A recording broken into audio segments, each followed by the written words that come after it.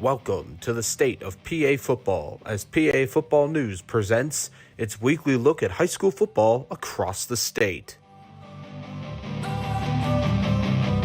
Don't wanna sleep in, cause I got something to prove. I gotta take what I hate and finally make a move. I think of you and all the shit you don't do. Well, I'ma make hella sure that I don't become you. I have no regrets, yeah, I'll tie up my chest. I'll never forget what it's like to be in. Did you know there are 555 total high school football programs in the state? Did you also know there are a total of 58 college programs ranging from D1 to D3 in the state of Pennsylvania? Whether you're a bulldog, a lion, a crusader, an eagle, or a millionaire, we got you covered. You already know, turn that to gains, let my money show. I've got these things that I can't let go. Watch me turn this life into something that you can never own. So fight and die. Here at PA Football News, we got you covered. And now, your host, Billy Splain.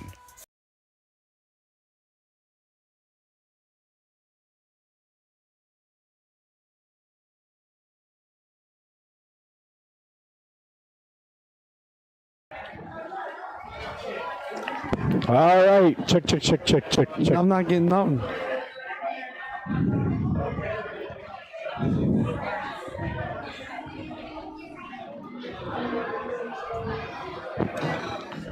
What's going on there?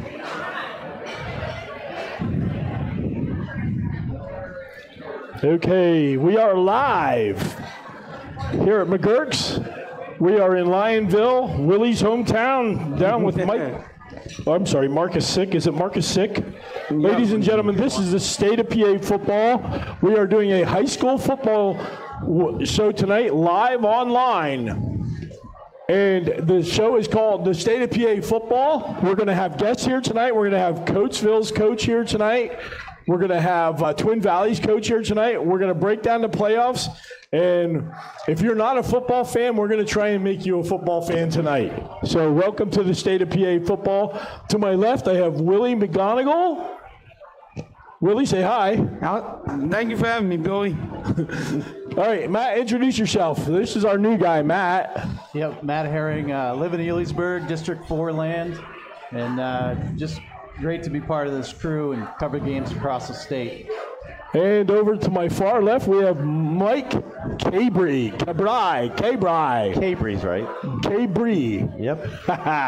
All right, welcome to the show, guys. Hey, we're going to break down the breakouts. But first, I want to do something that I have to do all the time, and people don't want to hear this right now, but I'm sorry, I have to pay my bills. So, at this time, I want to thank some of our sponsors who make this show possible, as well as our website. I want to thank Center Wisp and back in Center Hall. They keep us online. They give us everything we need to be online. We could not do anything without them. If you're in the Penns Valley area and you need internet, you need to get a hold of Center Wisp. I want to thank Circle W Sports because, boy, I couldn't do anything without Ed Weaver. Ed builds our brackets. The brackets are on our website, on the brackets page. You can't miss them right at the top. So we've got to thank Ed Weaver from Circle W Sports. I got to thank Coach Com for being a sponsor on our website. Coach Com, the great communications on the sidelines. I want to thank the Funding Zone. Without the Funding Zone, we couldn't do what we do. Funding Zone provides great avenues for teams to raise money no matter what team you are. And if you're not a team, if you're a church group, you can still raise money through the Funding Zone. They are one of our main sponsors on our website.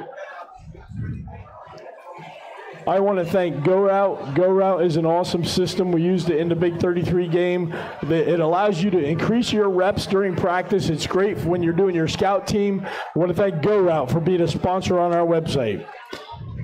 I got to thank Magerks for having us here tonight. That's where we're at, Magerks Pub. So welcome to Magerks Pub in Lionville, down in Exton, PA. I want to thank one of our other sponsors, Parma Pizza. Parma does a great job. I love Anthony Sotosani. He's a great sponsor. These are some big sponsors. We got to thank Rainbow Lettering. Rainbow Lettering is an amazing sponsor. They do all the gear. We're all wearing Rainbow Lettering gear except for Matt. He didn't get his yet. He's a new guy. So when he gets it, he's going to like it. Rainbow Lettering, if you need a store, You can have a store with rainbow lettering. Their turnaround is real fast. I want to thank Safer Sports. We're going to have a conversation in the off-season about Safer Sports. They make a helmet cover that is wonderful for protecting kids, and it helps prevent concussions. I want to thank Sports Paradise. Sports Paradise, if you need any gear, excuse me, got a frog in my throat. If you need any kind of uniform for your teams, you want to contact Sports Paradise. Want to thank Turf Tank for being a sponsor on our website. If you got grass fields, you need Turf Tank. I got to thank Victory Sport and Fitness back in State College. Rob Oshinsky does an awesome job with his people. And of course, also we want to thank St. Luke's. St. Luke's is right down here. You can see their little logo right here. St. Luke's Sports Medicine. They're in the District 1, District 4, District 2 area. If you have a football team or any kind of athletic team, you need to get training from St. Luke's. All right, welcome back to the show, guys. And we're done with all that logo stuff and everything like that. So let's get right down to it, gentlemen. Before we go anywhere, I have something to say. All right? So bear with me during this rant. Anybody's watching, if you own a camera, all right, you're on the sidelines at a football game, okay? You're taking pictures all night. That's great.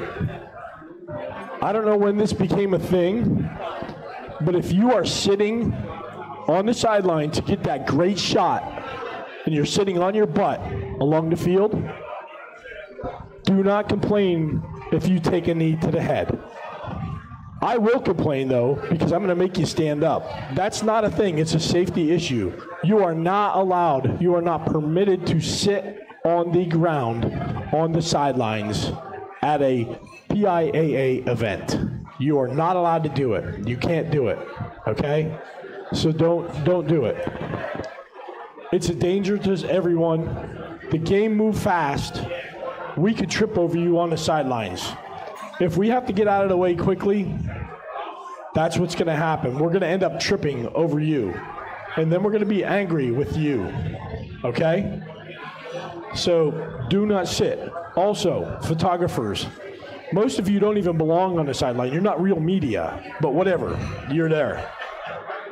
You're taking pictures of high school kids. Okay? A picture went out recently that put high school kids in a bad light during a very emotional moment. And then you went and ripped into those kids and said, this is not what to do.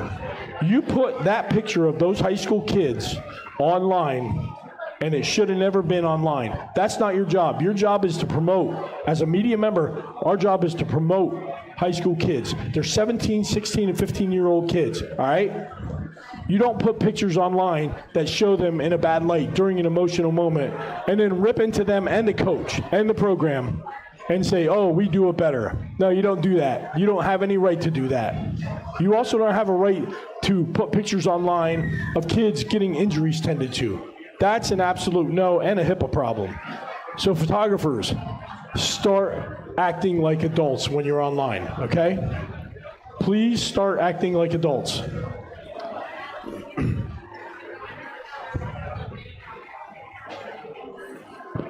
All right, I'm done with my rap. All right, you good now? It's a little loud in here. It's a little noisy in here. I don't know why Dan can hear me through my laptop. So hold on 1 second. And bear with me for 1 second here.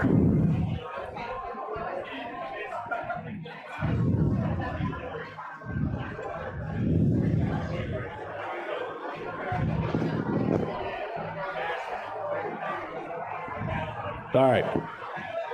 So Dan's having problems. Dan runs our show. He's back in Schuylkill County. So Dan, if you're paying attention, what I'm going to do is when we're ready to go to commercial, I'm going to do the same thing. I'm going to hold a piece of paper up, and that means we're going to commercial. All right? Okay. All right, folks. Let's get started right away. Mike, Matt, Willie, we got some brackets to take a look at. Let's start right here with the 1A brackets while we're at it. And let's take a look at the 1A brackets. I'm going to pull them up on the screen. And here's our 1A brackets, guys. What stands out to you the most down there? I mean, for me in 1A, it still goes through Steel High, defending state champs 2 out of the last 3 seasons. And, the number 1 in our Class A rankings as well. So on that eastern side, you're really looking at Steel High. There's some District 4 teams, Canton, Muncie, possibly South Williamsport, that could factor into that east side.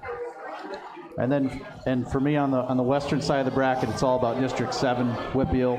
I think there's literally 3 teams in District 7 that could win a state title. I think so too. Fort Cherry with Matt Sig at the helm, he's looking really good. Just offered by Penn State recently. He's doing a great job for Fort Cherry. They're moving. Fort Cherry is not a surprise, by the way, in District 7. They are not a surprise to me at all. They were good last year, and we knew coming in this year we had them ranked high. We have most of our rankings crews right here as well. So we spent a lot of time on our rankings, and we knew Fort Cherry was coming in hot. Now, talk about one of the surprises in District 7 that we probably didn't see coming was Southside. Yeah, I did not see that coming from. They just seemed to come out of anywhere. No, we didn't have them ranked in the beginning, but Matt, they came out of nowhere in 1A. Yeah, I mean, 10-0. Can't argue with those results. And they've got some good wins. Yeah, the Union win, 49-15. That's a big win for Southside Beavers program. And last year's representative in the state final from District 7. So, they let people know early. They're here to play some football. Let's talk about that. Union, they're defending Whitfield champs and runners-up last year to Steel High, not having a good year this year. What's going on there, or was last year one of those years? Mike, teams can have a fluke year, right? Especially in a 1A. I mean, you're dealing with such small populations in your school. Most of the kids play both ways. Get a kid or two go down, and it really is devastating to your team. Yeah, it is. So in 1A, looking for those surprises. Another team to look out for in the 1A bracket is, actually there's a couple. Let's talk about Northern Bedford. Gary Black in Northern Bedford has that team rolling. The Panthers are doing a great job. They've got some quality wins this year, and they had a couple of really close wins in Northern Bedford. So they come out of District 5 in that bracket down there. The thing is, in their bracket, Northern Bedford, they have Winbar in the second round if they advance. Then in the third round, it could be Steelton and Northern Bedford. That's the number one and number 4 team in our rankings in the state to meet in the third round of the playoffs. It's pretty early. And then right above that, you have Lackawanna Trail. Lackawanna Trail's on a roll. And the Battling Miners, if nothing else, just for their name. What a great name. Might be my favorite name of any team in the state. And Minersville is up there, too. That's a really tough bracket to come out of. It's a horrifying bracket if you're in that bracket. I mean, Minersville having a great year, and they got a gunslinger at quarterback that can throw the ball very well. Marion Catholic, no slouch. Tri-Valley also a great team in 1A. I mean, that's a tough bracket. And there's no buys. You're playing every week. Yep. I mean, and one of the things that we'll talk about later, in some of these districts, you have 1 bye or 2 buys on your way to the state championship. Such an advantage. Week 12, week 13, you get a week off. I mean, just look at the NFL. Every time they have that bye week, that's their best week the week later. So you got to slog through week after week after week, and you're playing a team that has a bye. What a huge advantage. Now let's be fair. Belmont Charter gets a bye before the Steel High winner, that's a little different. On the west side of the bracket, there are some buys. Let's talk about that real quick. Red Bank Valley is rolling teams. However, Clarion just handled them, but Clarion's a 2A team who is handling teams as well. So I don't know much about Coatesville or Cameron County. I don't think they have a whole lot of a chance once they get through that game with Red Bank Valley. And then the other part of that bracket is Brockway, Union AC Valley. Union AC Valley's actually had a couple big wins. They upset Brockway this year, I believe. So that was a big win for them. And you have Cambridge Springs, who's 9-1. You know, not thought of as a powerhouse, but they're having a great year. And like I said, and especially in the A bracket, you get along week 13, 14, you're going to have nicked up people, injured people. It's really time you come on. Yeah, and then, once again in District 7, going back to District 7, we didn't talk about this team that we have to talk about. That's Bishop Canavan. Yeah, I mean, an interesting team.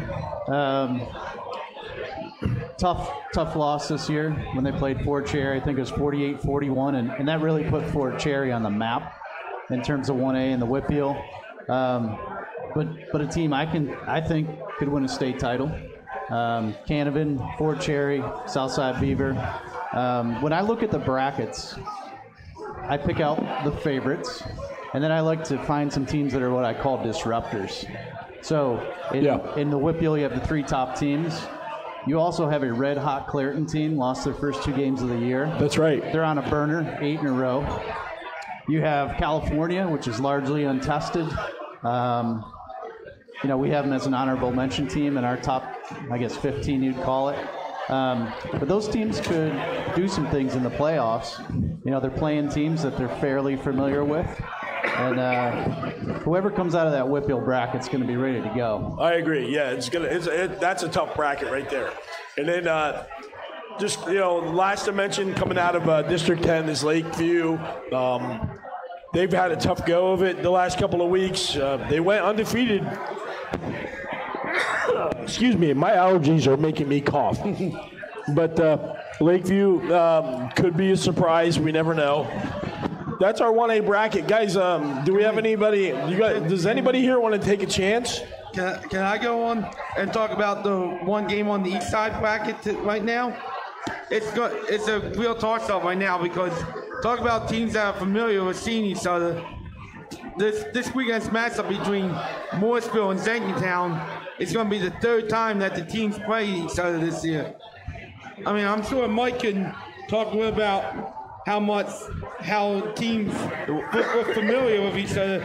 Both teams split their regular season meetings. Right, and Jenkintown only averaged 9 points a game. Mm-hmm. They were down 14-3 with 8 minutes to go in a game. Came back and won 18-14.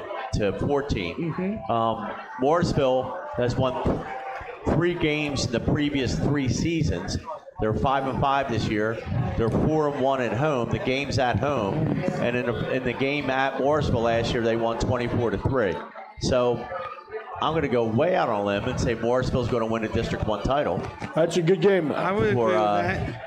Also, we want to talk about District 6 real quick, and then we'll move on to the next bracket.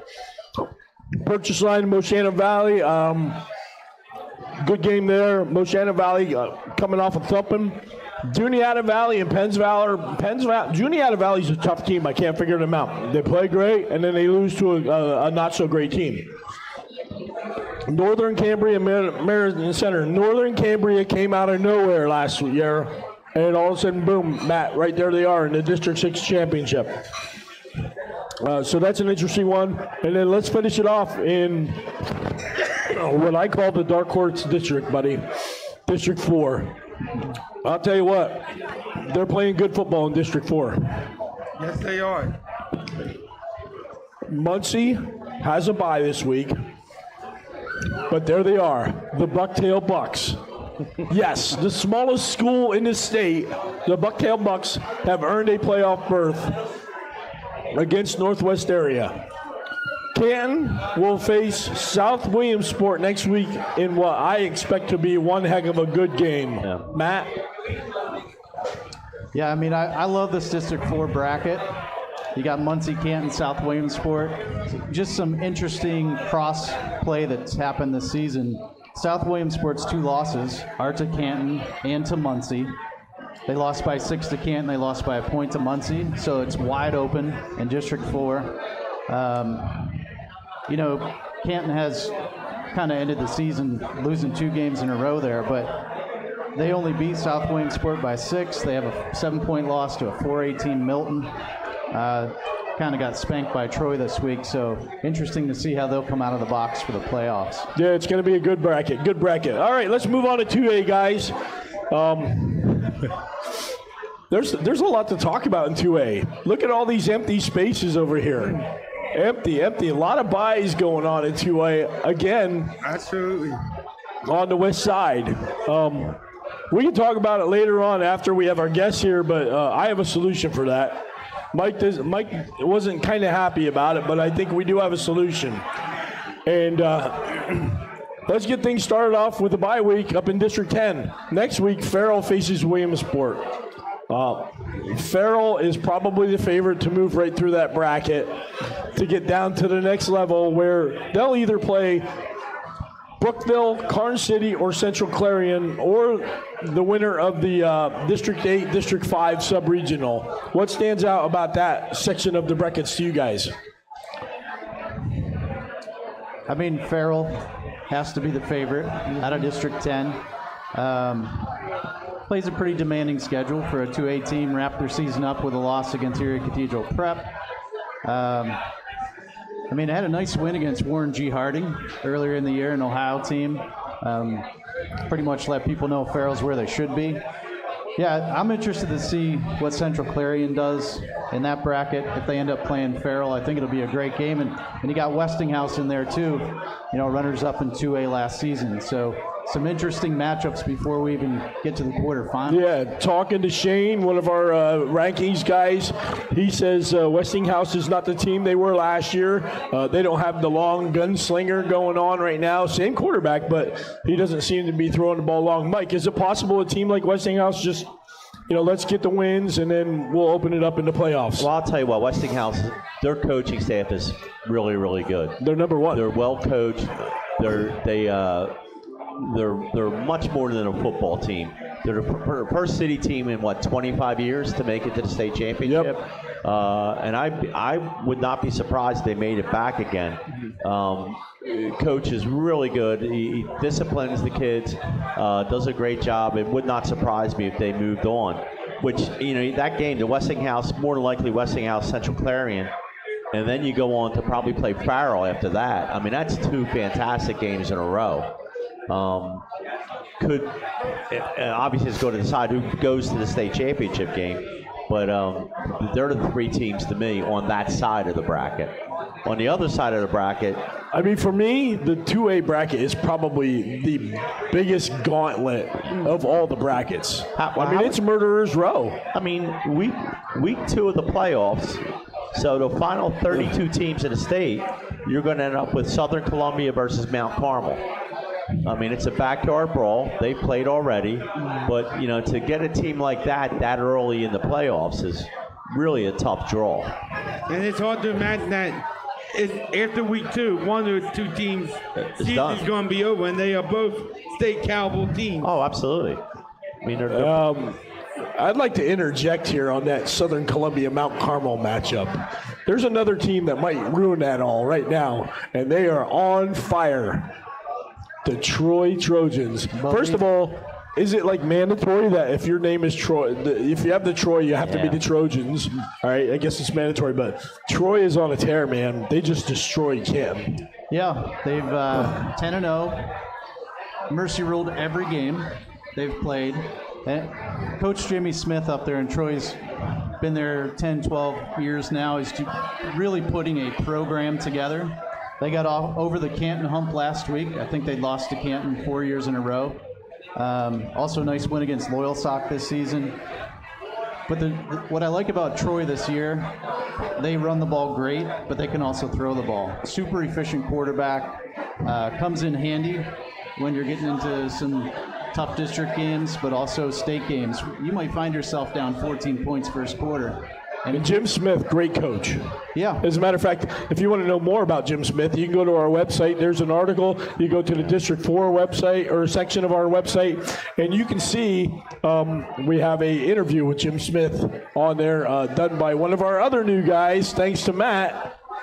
And we're really building a good team here. Matt, we love having you on our team. You're a wealth of knowledge. And Matt right here, there are 4 people that we consider can talk statewide football with some knowledge. And apparently there's another one that we're trying to get. But right now it's me, Matt, Pro Time, and Eric Epler. And apparently there's another guy in the wings that we're trying to work on to get in here. But Matt's a wealth of knowledge when it comes to football. Well, Billy, when you talk about that bracket, that's the thing. So you have Southern Columbia more than likely playing Mount Carmel next week, and more than likely the winner of that playing Troy. Yeah. I mean, they're 3 of the top 4 or 5 teams in the state. And Lime Mountain is a good team. Early. Really, sit back. Lime Mountain is a good team. They have some good football players on their team. They have a great linebacker and running back on Lime Mountain team, so we can't count them out. And then when you go to the bottom of that bracket, you've got, you got Bald Eagle area, you've got Bishop Guilfoyle. River Valley is one of those teams that they're like the CB West of Central PA. They grow big and strong, and they just push the ball. That's what River Valley is. Would you agree, Matt? Yeah, I mean, out of that District 6, Bald Eagle area is probably the top team. I think. But Richland is hanging out there. I heard they had some, injury trouble last week. They really got, blown out last week. But Richland's been there before. They know how to win. So, great matchup if those 2 teams end up. But if somebody else jumps in there, I wouldn't be surprised. And then you also have to remember, Richland, I know, is on their 3rd string quarterback. So they're on a 3rd quarterback. So that may affect things. Penns Valley came back last week and started playing like Penns Valley that we had ranked. They were looking good last week. And then United Valley. United Valley almost ran the table this year. So they're looking pretty good. Over on the other side of the bracket, let's talk about the Whippeal. You got McGuffey and Derry. You got Washington, Elwood City, Keystone Oaks, and Beaver Falls. Neshannock has to bye. Then you got Mohawk, Burrell. You got Imani Christian, Waynesburg. Waynesburg had a great year. They usually are the bottom of the barrel. Great year for Waynesburg Central. And then, Sir Catholic, Western Beaver, and Steel Valley coming out of there. I mean, that, to me, if there was a mystery bracket, that would be it. Yeah, I mean, Neshannock, I'm not really sure what to think about that team yet. I want to see them get out of get through that first game, and see what they have to bring. They lost week 1 to Sharon. It's a tough loss to start your season, but they've won 9 in a row. Clearly can get it done on the field. And then Steel Valley, Whippeal team, so pretty strong schedule that they play throughout the season. Nice win against Imani Christian, but lost to Seton LaSalle in 2 overtimes. Steel Valley has been up and down. They've been in and out. Imani is very inconsistent, and their schedule is a little suspect. I got to see them week 1 against Steel High. And we've seen some other things. Discipline seems to be a problem with Imani. Hopefully they can hold it together and be respectful throughout the playoffs and be a good representative for Imani High School, But that's where I kind of hold back on Imani. They cost themselves big games. That's why I say back with Westinghouse, you can't count them out because they're disciplined, their team plays well. The coaches have control about what's going on. And I'm not sure, but I think I saw Mike White say Westinghouse was one of the least penalized teams in that area. No, I believe it. They're very, very good. But Steel Valley, like you said, that's a tough bracket to guess who's going to come out of it. Steel Valley's got to be the leader, but they're all local ones. They all know each other down there. So they've been playing against each other from midget ball on. It makes a big difference. Yeah, definitely. And up in the top end of that bracket, again, we talked about Berlin Brothers Valley, and that's a possible matchup with Westinghouse.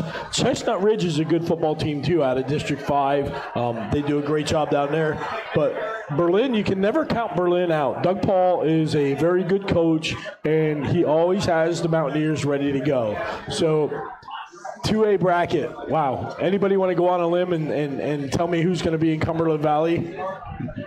Never want to bet against Southern Columbia. I was just gonna say. I don't want to bet against Southern Columbia. Yeah, we that's learned our lesson last year. Yes, we Never did. bet against Southern Columbia. Anybody that looks at the bracket will notice one big random thing, at least it stood out to me, is West Catholic has a bye this week.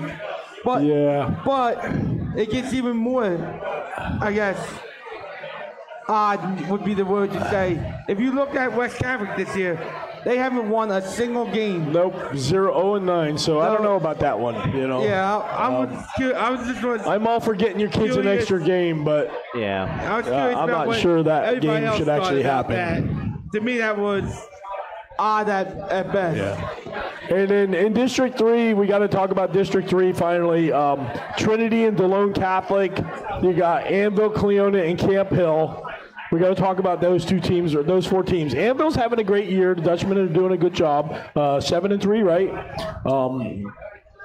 They're a running team. They're going to run the ball, and there's no doubt about it. So for Camp Hill to get by them, Camp Hill is a passing offense. Brandstetter does a great job leading his team down the field, but Anvil runs the ball. So Camp Hill's defense is going to get ready for that. What is it? They run the wishbone, or they run a wing tee, don't they? Now they run the veer, I'm pretty sure. Or veer, yeah, they run veer. That's what it is.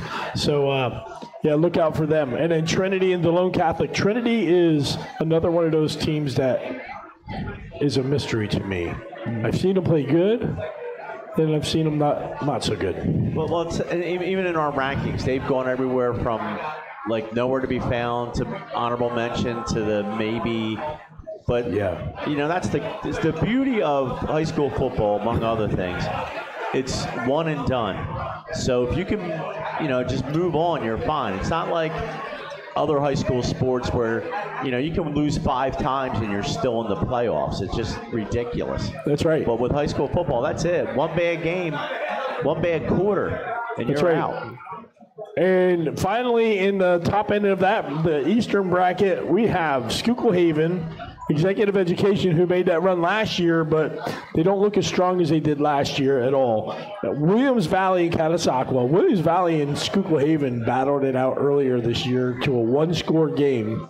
And boy, what an area that is. And then you have Dunmore and Riverside and Mid-Valley and Susquehanna. I do see Dunmore and Riverside advancing, and then Dunmore coming out of that bracket. I do see that. That's what I see. Dunmore was kind of a disappointment for us this year. We thought they'd be better. I could definitely see Dunmore advancing, winning District 2, and meeting up with Schuylkill Haven in a couple Or of Minersville. Or Schuylkill Haven's a year away. They're going to bring their entire team back next year. I mean, you can't get better than that. So that's our 2A bracket breakdown. Hey, let's move right on. Let's keep it going, guys. We got it moving, so let's move to 3A. So in 3A, where do you want to start? Do you want to start in District 3 or District 7? Well, I think 3A starts in District 3, right? Mm-hmm. I mean, why I'm missing is why I'm missing. And why I'm missing, they have obviously one of the best coaching staffs in Bob high Wolfram school is a football. great coach, and their staff is awesome. Yeah. And Mike. Average age about 80. Yeah. Which is just awesome. I mean, you go watch them play, and they're fantastic. They run that wing tee to perfection. They're a very difficult team. They have a great lifting program, obviously, because they come out. I mean, they have big kids with big arms, which helps. The power is amazing that they have on that team. The power to run that wing they're tee. deep. For a 3A team, they're very deep. Yeah. They go 2 or 3 deep at almost every position. So I think you have to make them the favorite. Along with Newman Goretti, and with Newman, you just don't know what's happening. I mean, their skill kids are phenomenal. Yeah.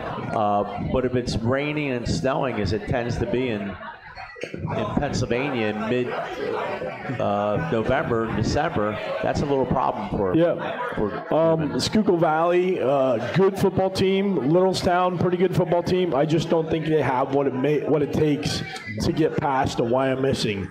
Let's talk about Lancaster Catholic having a great year this year. They're doing very well, 9-1, and they face a team that Matt and I saw 2 weeks ago in West Perry. West Perry can throw the ball. Yeah, I mean, they're in a tough conference. Their toughest game all season is Steel High, who they just played last week. So for me, you really don't know where West Perry is until you get into this first week of the playoffs. When against some teams that do some different things, maybe some little higher talent level. Yeah. And then, hey, they could get hot too. You're talking about Marcus Quaker, Ian Goodling, both good football players for West Perry. And then moving on down the bracket, I know you mentioned that you got to have Wyomissing and Newman Goretti as the favorites. I want to throw Danville's name out there. Danville's quarterback, Madden Patrick, has been throwing the ball all over the place, 3,000 yards passing this year. Just broke Danville's record for touchdown passes. He's on mark to hit the District 4 mark and keep breaking records. He's just a young gunslinger. Danville's loaded. They have good football in Danville. Yeah, and probably a rematch potentially with Loyal Sock. I think so. That was a 28-25 game that Danville won in the regular season, so they might see Loyal Sock in a few weeks, and that's a phenomenal. Tyler G is throwing the ball like crazy. He's got like 850 yards in the last 2 games. Unbelievable. Yeah, for Loyal Sock, doing a great job. Mifflinburg, Warrior Run. Mifflinburg, not where I thought they would be this year. Their quarterback kind of has a little injury, so he hasn't been playing quarterback. He's been playing like the tight end kind of position.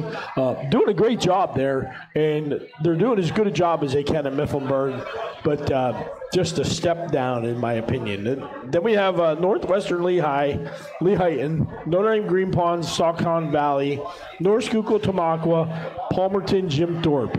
You got to look at Palmerton right away. Mm-hmm. The Blue Bombers are definitely a dangerous team. Palmerton, I mean, not only Palmerton, but Northwestern Lehigh. I mean, they're 10-0. They beat Southern Lehigh, who's a pretty good team. They smashed them. Who's a team? They're actually a division above them. So I don't think it's going to be quite the cakewalk for Newman Goretti as everyone thinks. Scranton Prep had a huge win last week. I believe it kind of settled who won our Pro Time Challenge by Scranton Prep winning last week. Yeah. Well, they messed everything up, didn't they? Not in my book. I think they made it perfect. But Scranton Prep's a really good team. I don't know what happened there. And I'm not sure where that game is up there or down in Philly. It'll make a difference. And then they're going to have to probably face the winner, Palmerton, Northwest Lehigh. So that's a little tougher bracket than it's been in the past. And I think that's where it goes. I think it goes Northwestern Lehigh, Palmerton. But, boy, I'll tell you what, that's going to be one heck of a game. We'll have to make sure we have somebody at that game for sure. That's going to be a whopper of a game. I got a chance to see Northwestern Lehigh last week against Southern Lehigh. Strong team. Dalton Clymer at running back, 250-plus yards in that game. Yep. I really like Northwestern Lehigh. I'm going to go probably check out Palmerton tomorrow night, their game against Jim Thorpe. So I'll be able to see both those teams. Yeah, that's pretty odd. Let's talk about that. District 11 decided to have all their lower bracket on a Thursday night. I wonder what. I have no idea what went into that, but that's crazy. So all 4 of their lower bracket games are tomorrow night. So we're going to see who moves on from there. And the other part, Billy, is that, that game, we're assuming Northwestern Lehigh or Palmer is going to play either Scranton Prep or Newman Goretti. If that game's played up in the Poconos or the bottom Poconos, whatever we'll call it, on Thanksgiving weekend, it's going to be cold. There's going to be snow. And it's going to be a difficult environment to play in. And it's going to be whoever can run the ball. It's going to be whoever can run the ball. And can Newman Goretti do that? I mean, they have not put points on the board very often this year. They have not been piling them up like normal against teams. So we'll have to wait and see. I talked to Albie Crosby on the way down here today. He and I were on the phone. He was asking about who's what, and he said they'll be fine. He said they'll be fine. So we'll have to wait and see if New Goretti does have the power, because they could have used a little extra power last year at the state championship on the goal line. That's the team that I'm not sure about is Albie. I know they're winners of 8 in a row. Yeah, that's how it goes, though. On the other side of the bracket, over in District 10, we got Grove City and Fort LaBeouf, Hickory and General McLean, Northeast Oil City, Sharon and Fairview. Those teams just seem to beat each other up all year long. Sharon, Hickory, Fairview. Of course, Oil City has one of the greatest running backs in District 10 history. He's not having that year he had the last 2 years in a row. He's been dinged up and some injuries, but that's an interesting bracket. Grove City and Hickory, I would say, are the favorites to come out of that bracket. And then you have a couple of byes. You have Tyrone and Penn Cambria. The winner of that game gets Central. Of course, Central does not have Jeff Hohenstein this year, but they're piling up the points. They're looking good. They made it come together this year. And that's the Penn Cambria Tyrone game. It's a great game. It's another backroom ball. Penn Cambria has come along every year, the last 3 or 4 years. Yeah, Nick Phillips has done a great job. Yeah, Phillips is very, especially offense, great offensive mind. He was down at Coatesville a couple of years ago. He was Coatesville's offensive coordinator under Coach Ortega. Yeah. And he's really good coach. Good guy, too. I want to say something real quick before you go on.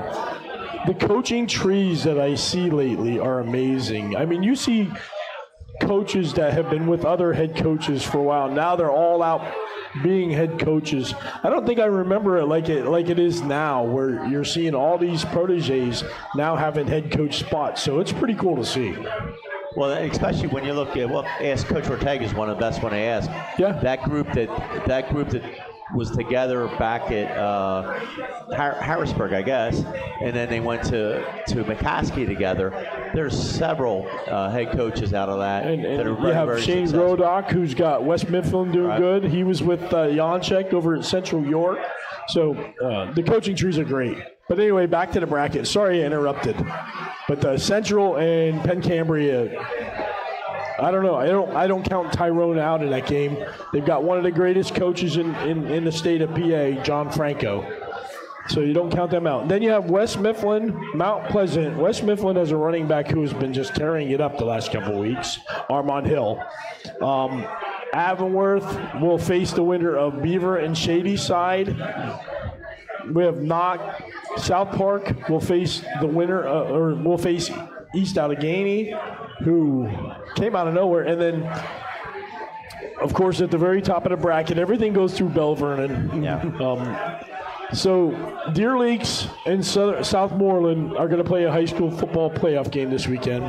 One of them will win the first playoff game in school history. And neither one of them have won a playoff game in their history of their schools. And what a consolation prize they get for whoever wins that, having to play the number one ranked team in 3A in Bell Vernon, who also has the benefit of having a week to rest up and heal up before playing that game. Yeah, it's not much of a prize, is it? No. It's not. So, I mean, that's the 3A bracket. Like it or not. Any guesses as to who goes to Cumberland Valley? Anybody want to take a shot? You got to say Bell Vernon, right? I mean, for me, iron sharpens iron, and that District 7 bracket is awesome. Bell Vernon's the favorite, but I like the Lopes out of Avonworth. You do like the Lopes. I think they're both a favorite and a disruptor. They were a surprise entry to when we were at Hershey. They were a surprise entry and had to go play one of the best Southern Columbia teams ever. Yeah. I mean, they got a win against Central Valley this year, 28-20. They have 7 wins against teams with winning records. So, ready to go. I don't know if they can get past Bell Vernon. Quentin Martin, pretty tough to get past Bell Vernon, but I'm anxious to see Avonworth play Bell Vernon if that's the way it plays out. I am too. Yeah. I'm gonna go out on the limb and say it's gonna be Bell Vernon. That from the west and from the east, I'm actually gonna go with Northwestern Lehigh. I think that's gonna be. They just seem to be on a roll, and I know we can't discount Albert Crosby and Newman, but I think they are a year away. But so I'm going to say it's going to be Bell Vernon versus Northwestern Lehigh. I'm not going out on a limb. I think the Eastern bracket of 3A is one of the most difficult. Well, the East, I like Wyomissing. Yep. I think Wyomissing's going to march through. A tougher game, Lancaster Catholic's got a great season, so it's a little tougher to get there. And the bottom bracket, they're going to beat each other up. They really are.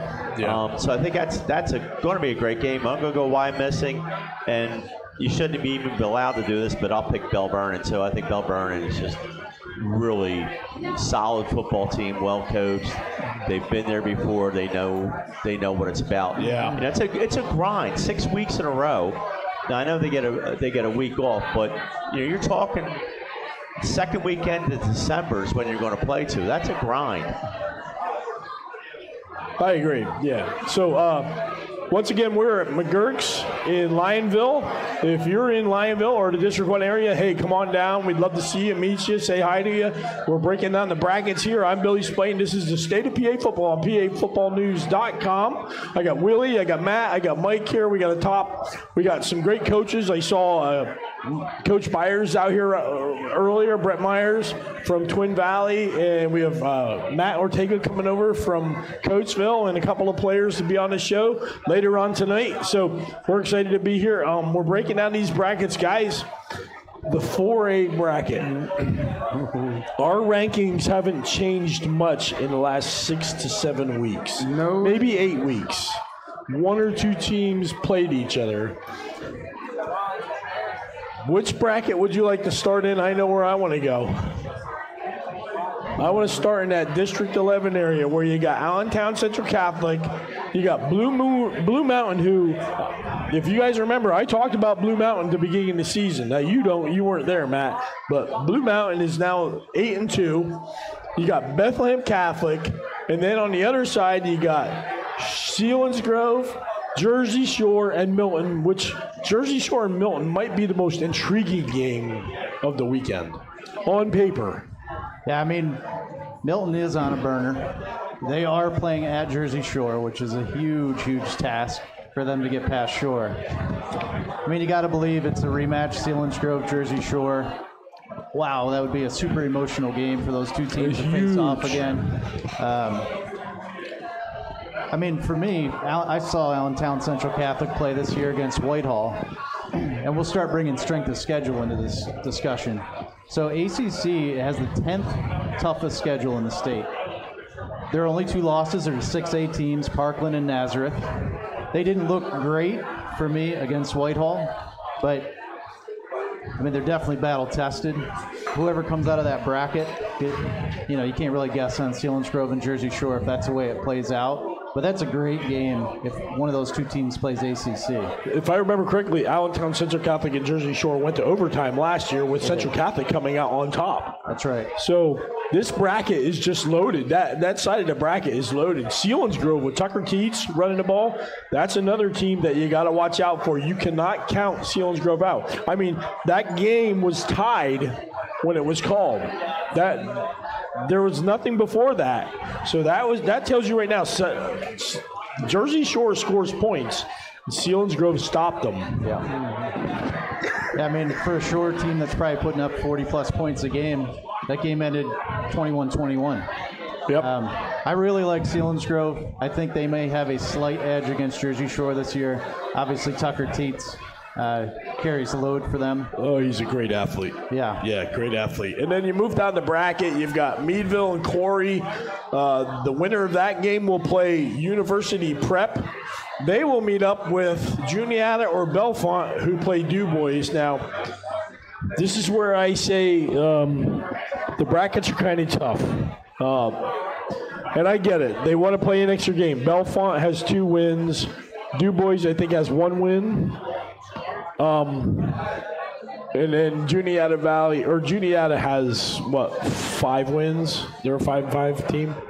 So, I mean, Bellefonte's starting to play good football. I don't know about I don't know if either one of those teams has anything for for Juniata. So then you're going to get a Juniata team facing a mediocre Meadville. And I'm sorry, guys. Corey. So University Prep isn't tearing the world apart. So that's kind of a soft end of the bracket. You can almost give whoever comes out of the top end of that bracket the semifinal spot. All right. Well, yeah, if you took all 8 teams in the top of the bracket and you ranked them, they would all be in front of every team by a mile. I mean, that top 8 is just a brutal bracket. It should be. That's almost a quarterfinal bracket. It's that tough. I mean, it's amazing. I mean, ACC, Blue Mountain, and Bethlehem Catholic. I mean, just every team is just so good. That to me, that's the best half bracket in the state. Not even questioning. I don't disagree one bit. I don't disagree one bit. Absolutely. All right, so go ahead, Dan. Adjust the size of it. Let's move on to the District 7 bracket. Aliquippa. They get the bye. West Allegheny and Latrobe play it out to play them. Mars, Chartiers Valley, Central Valley, and Highlands are going to put it together. Aliquippa owns a win over Central Valley so far. Handily. They beat them very well. Highlands is not the team that we thought they were going to be this year. McKeesport has the bye. They get the win of I don't know, it's a very tough North Catholic team, Matt. Yeah, I mean, in this District 7 bracket, obviously Aliquippa's King Kong. They've been to the state finals 2 years in a row. But what I find interesting is they could play West Allegheny in their second game. That was a 29-22 game, regular season. And then if they play Central Valley after that, if that's how it plays out, that was a 10-point game, regular season. So the Quips clearly are the best team in that District 7.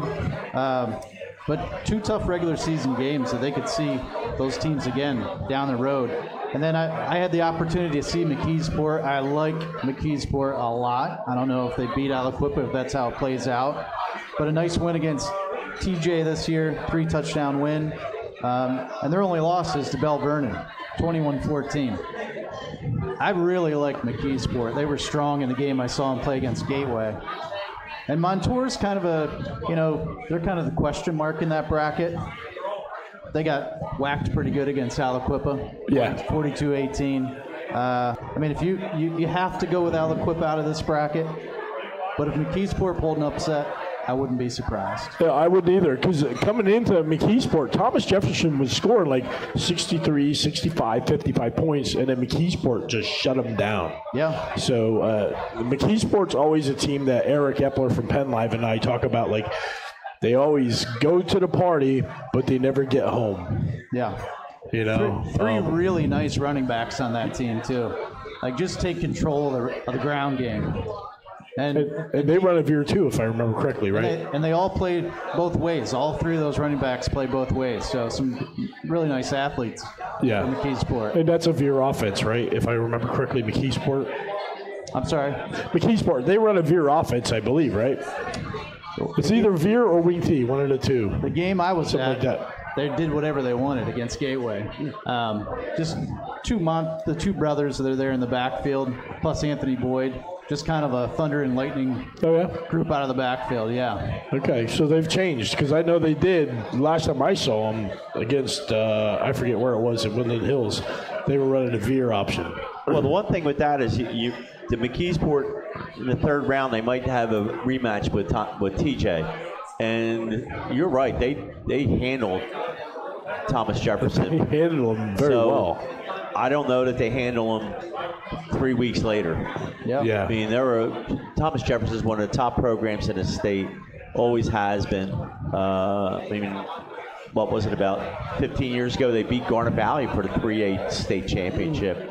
And they're just one of those teams that's there all the time. Yep. Well coached, well disciplined, team that knows what they're doing. Believe me, they're not going to look ahead to it, but when they get there 3 weeks from now, that McKeesport Thomas Jefferson game is going to be a great game. I think it is too. So let's move on to the other side of the bracket. We've got Manheim Central and Susquehanna Township on a break this week. They'll play next week. We've got Twin Valley, who is going to be here tonight. They're going to face the winner of Elko and Big Spring.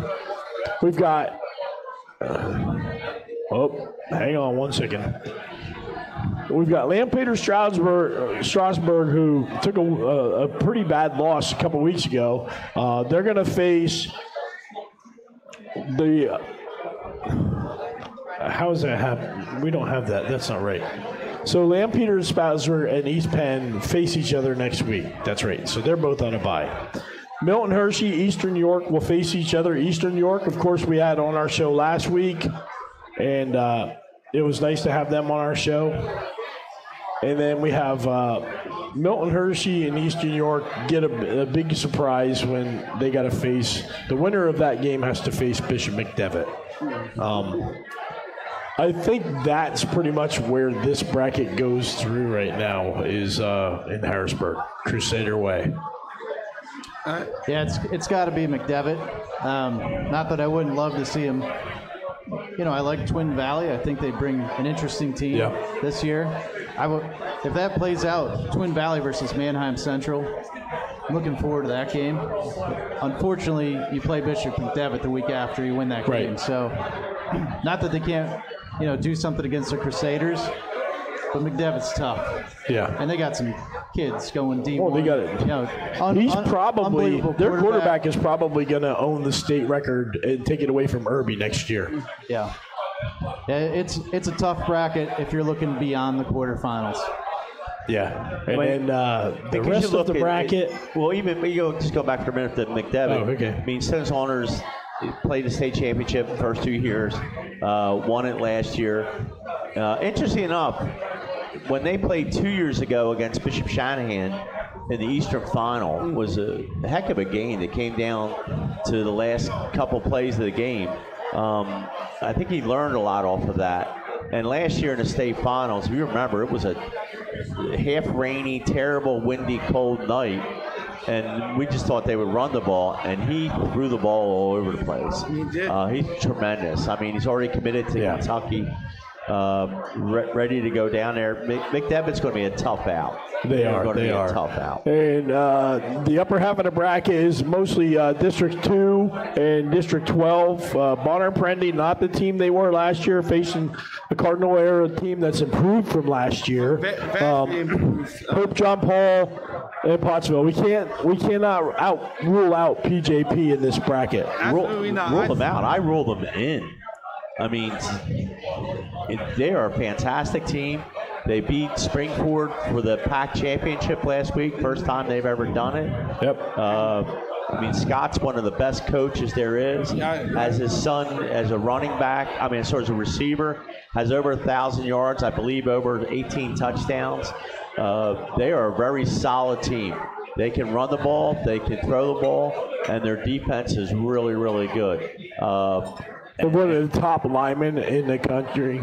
Recruited to, I believe, where's he committed to? Is it Wisconsin. Clemson? Wisconsin. Yeah. So, Kevin Haywood's going to Wisconsin. Piggybacking off what Mike was saying, I was at that Springford PCP game last weekend, last Friday night, and Pope John Paul II was able to run the ball at will, it seemed, against Springford.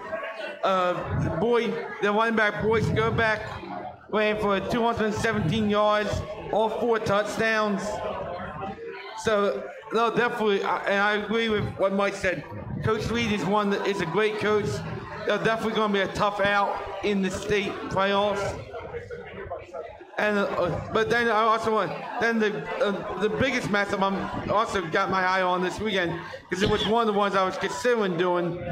It's the District 12 game, Bonner 20, Ohio. You got Bonner won the regular season meeting 13-6. You have the Connor Ohio, who with Mike Ewan in his second job, has turned the program around already and is doing a phenomenal job. I can see that game being another real close game. I don't disagree at all. I don't disagree one bit. So that's then we get up to the top of the bracket. You've got Dallas, Walpole-Pack, Crestwood, Nanticoke, or Wyoming area, and North Pocono, Valley View, and Berwick. Valley View, I expect to take care of business with the Dogs. Wyoming area with Aaron Crossley at running back is always a threat. I think they're a year away as well. I think Crestwood, a great team last year, but it's kind of like a leftover team. You know what I mean, Mike? They just they're leftover. They're playing on what they had last year. And then Dallas and Walpole-Pack. Dallas is a year away as well. So that finishes the 4A bracket, and I'll go out on a limb and I'll say. I know what you're saying, Dallas, but a year away. They're 10-0. They're beating most teams handily. I mean, they had guys that were young, but you're 10 games into the season. Yeah. You know, you grow up a lot in 10 games, and they're really playing good football right now. They are playing good football. They're a better team than we thought they would be. Absolutely.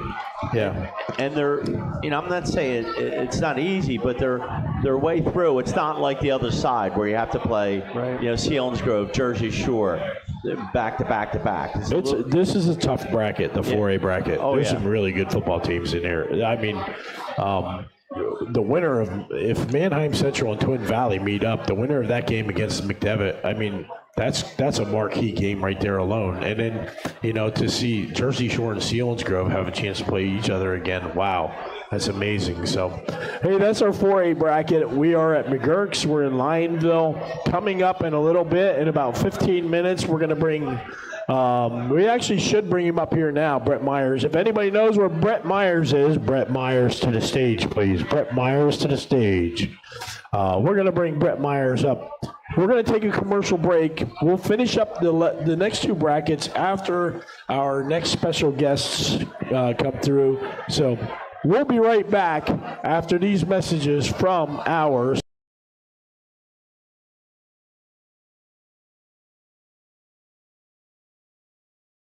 Circle W Sports is the complete all-in-one platform for high school sports, designed by former athletes, coaches, and athletic directors. Circle W Sports gives school and team personnel an easier solution to run their entire athletic departments with the help of these features. League Manager makes creating master schedules a breeze. Configure your divisions, build schedules, track league all-stars, and much more. Referee Manager helps assign and track game officials in the same platform. And with Ref Pay, your officials can get paid within hours instead of days or weeks. Enjoy live scoring and statistical services through our Performance Tracker and Stat Tracker apps. Learn how to track your workout or camp and combine statistics in real time. Then create any type of report after your results are tallied. The Stat Tracker app helps keep your fans involved, whether they are in the stands or at home, with live in-game stats. For more information, visit CircleWSports.com, the official online platforms of PA Football News and the PSFCA Big 33.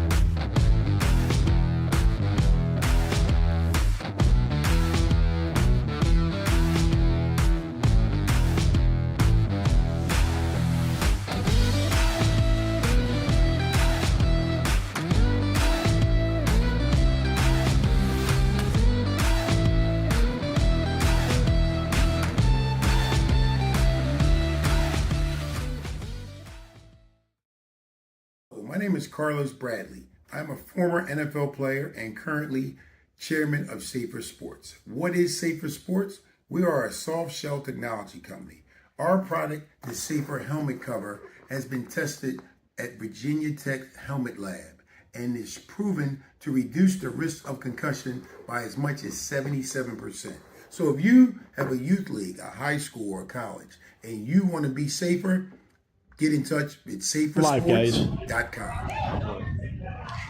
All right, we're back at Magerks in Lionville, and ladies and gentlemen, this is the State of PA Football. I'm Billy Splain with Mike Cabre down on the end, and we have our special guests on the show, Brett Myers and the Twins Valley Raiders. Hey, welcome to the show, guys. Glad to have you here. Great season going on right now. So congratulations to you on that. Yeah, Brett, you talked to me before the season. We talked, and you had a few words. You basically said you need to cover us. We got something special going on.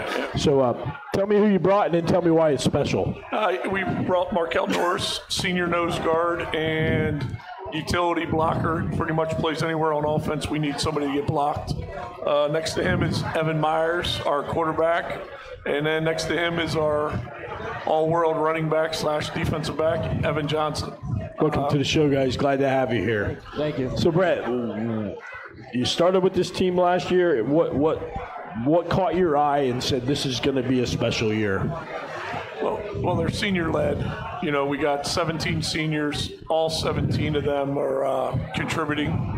You know, and when you can play high school football with mature bodies out there, usually that leads to something good. And then when you mix in our juniors and underclassmen, we got a lot of speed. Looking at your schedule, you got a lot of quality wins, and you go down, and sometimes when you're a guy like me, a reporter, and you're going down the schedule, and then you see a game, and you're like, what happened there? Yeah. You know, good football team, though, were your only blemish. Yeah. So, yeah, you know, effort is 9-1. Yep. They're one of the top seeds in 5A. Yep. They had a great atmosphere at War Memorial Field that night, and they got us. You know, in the end, give them a lot of credit. And we're just excited to be where we're at, and it was a good experience for us. That's where I was going with that, guys. Ephrata is a 5A team, and you're a 4. You're what? You're 4A. 4A. Yep. So there's no, you know, you took a loss, but you took a loss to a bigger team, so that's not too bad at all. When Coach Myers came on board, what was it that stood out to you guys about Coach Myers? I would say kind of just like his presence, just like his coming in, like us getting quickly started, like getting us started right off the bat and getting us up to work, you know. We didn't prepare well enough for the week, and credit to them, they played extremely hard and played us their best game. Yeah, I would say all of what they said, honestly. Yeah. How long did it take you to realize that this team was special? Not long. I mean, we got some amazing kids. You know, we're still working on identity, right? Like, if we want to be the team that we say we want to be, that identity is going to be formed in the next couple weeks, not in the previous 10. But most of these guys I've known for close to 10 years. You know, EJ's been playing basketball and football with Evan forever. You know, so you're well aware of what we got athletically, and then leadership by guys like Markel in the offseason. You just kind of know something's going to happen, and some of the experiences I've had, it reminds me of some of those teams. Yeah. So when we're talking about that, Mike, so you talked about creating an identity for Twin Valley. Do you guys kind of feel like you're out on an island somewhere and there's really not an identity? Like Manheim Central dominates that area, and you know Steel High dominates their area, but you guys are kind of like out on an island. Does that affect the way you think about your team? No, I say we start small, honestly, from our small community, especially with the youth. I feel like they all look up to us. I feel like we start there, and then we start moving from there. I feel like just build a community up. Yeah, because I know Mike has been promoting you guys every week with his social media, because you're in District 3, which is up in Cumberland and Dauphin and all that. But Mike gets to brag that you guys are Chester County guys. You know, so you're District 3 guys in a District 1 county. So just so you know, Mike has been promoting the heck out of you guys every week. And it's a great opportunity to be where we're at. You know, like you said, District 3 is huge, right? And we're right around the corner, so in my mind, into a hotbed of Pennsylvania football. I mean, you get into the Downingtown-Nexton area, there's some of the best football in the state. And while we're part of this huge district, we're a baseball toss away. You know, in the end, we're still looking for a week 3 game next year. And anybody in the Downingtown area that wants to play, you know, we'll take a game. Let me call. So if you guys know anybody. Yeah, there you go. Let me tell you one thing. I mean, to talk about, I mean, you had the rough game against Ephrata, which is a really good team, but you stormed back next week. Score, was it 54 points, was it? Yeah, something in that area. Against Daniel Boone, who has been, you know, always been a rival of yours. You're right there next to each other. Talk about the difference. I mean, 10 years ago or so, Twin Valley went through a real rough patch. And then I guess Coach Olson came in for a couple years, building back up. Now your guys have moved along. Why do you think that's happened? Yeah, I think, you know, if you want a good program, it starts at the very top. You know, and I think our school district is committed to football. And I don't know if it's always been that way just because, you know, we were joking around, you know, Coatesville's going to be here and the Downingtowns. We're talking hundreds of years of football. We're in year 27 at Twin Valley. So it's a little different than some of those other schools. And over the past, I would say, 6 to 7 years, there's been a shift where Twin Valley's admin has been committed to putting a quality program on the field. And Coach Owens and Coach Olson, they were able to start that, and these guys are taking it to another level. Yeah, do you guys realize what kind of a historical hotbed you guys are actually right in the middle of? I mean, there are some amazing teams from right around Twin Valley, and now you guys are starting to put your mark on that shoe. What is different about this Twin Valley program right now? I honestly would say that, like, the community and like everybody kind of just working together. Like you said, we're kind of like in a small little island. Like our community like works together, we work together, everybody works together to kind of propel us forward to where we want to go, where we've been at, you know, just everything. Yeah. What are the keys to this offense right now that are making it click? Let's start with the quarterback. I would definitely say we got to trust each other. We work on it every single day at practice, so you got to rely on your rules, trust your eyes, and trust the person next to you to do their job in order to make you successful. Besides the game that you lost, what was the toughest game for you guys this year?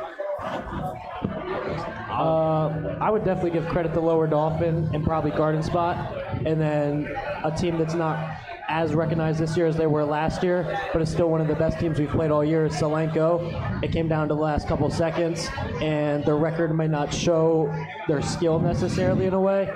They probably played us one of the hardest teams we've played all year. A game like the Solenko game is very helpful for a team that wants to make a run, isn't that correct? Yeah, I mean, give Solenko a lot of credit. I mean, their coaches are amazing, and kids were physical. And, you know, the record really doesn't matter, but being able to play a physical style like that on the road, a hostile environment, being down, and with under a minute being able to pull out a victory, says something about our kids, and it says something about where they're headed. Yeah, and, excuse me. Okay, I'm good now. So talk about your defense. Your defense plays pretty good football this year, too. You're averaging, I think you're giving up like 18 points a game or 19 points a game, something like that. So what were the keys for your defense this year? I'd say our keys to defense kind of the same as offense, you know, just trusting your eyes. Pull your microphone up a little closer like this. I would say the keys similar to offense, you know, trusting your eyes, trusting your rules, doing what the coaches tell you to do, and honestly just keeping trust in the guy right next to you. Yeah. I would, like trusting the guy right next to you is like it's what we do, and I guess. What do you think it is? We're pretty fast on D. Yeah. You know what I mean? Especially when the EJ's back there and Drew Angle and we got some pretty good speed, and then our front lines, we got 4 seniors that are in their 3rd year starting. They do a pretty good job of eating up blocks. So, there's some pretty good stuff going on there. So between Angle and Johnson, you got like 1,240 yards in receiving there. Evan has, 1,220? Yeah, 1,220 passing this year and 20 touchdowns, having a good year. Talk about your receivers and why they're making your life easy. They're definitely getting better each week, and as a group, we're getting a lot better. They work really hard at practice to make it look better on me when they deserve a lot of the credit. Same thing with the O-line.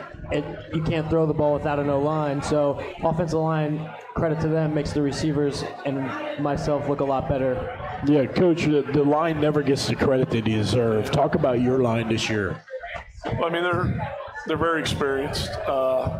From left to right, when you think about Harris Drake, who's a 3-year starter, Paul McClune's a 3-year starter, Noah Rome's a 3-year starter at center, Grayson Miller's 2 years, and then Sam Donlin's in his 1st year starting.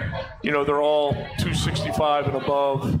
And then you mix in our tight end, who's John Labruto, who's 6'5", 250, and then our H-back, whatever you want to call him, Ian Winchester, who's an all-state wrestler that weighs in at 260, leading the way. I mean, there's some big bodies that have some really good feet and have a very good understanding of what's going on. And Coach Carter and Coach Wachinski, our line coach, is doing an amazing job with them. So talk about, you have a week off this week. You've made, obviously, long runs in the playoffs before, so you've been there before, but nobody on your team has been there before. Yeah. What's the thinking this week, building up to next week? Yeah, so this week's, we only practice 2 days. We'll spend a day in the classroom on film. We'll spend a day in the weight room. But those 2 days, we go back to the first week of full pads, and we pull a practice schedule from there, and it's fundamental days. And it's a week to get healthy, but it's also a week to remind guys of all the stuff that they did to get to this point. It's just not about scoring touchdowns. It's about having proper footwork and eye discipline and good technique, playing with leverage. So, that's what this week's about. How's the community been? I mean, I know attendance is great at your games. I know you have a lot of people there. How have they been as far as now that, a week off, but then next week, here we go in the playoffs? Well, we got some of the communities here. It's been great. It's more of a football community than people would think. There's a lot of guys that have moved in that are football people or that have been on the first couple teams at Twin Valley. There's not many places to stop in town and somebody isn't asking what's going on this week and asking why we're not playing Fridays, and just a lot of questions that show people are really interested in what our guys are doing. Great. So let me ask you guys a question. You were playing youth football 4 or 5 years ago. Did you ever think that you'd be playing for Twin Valley, not only going to the playoffs, you're ranked in our rankings statewide. Do you ever think that you would build to that amount? And what's your thoughts about going on forward?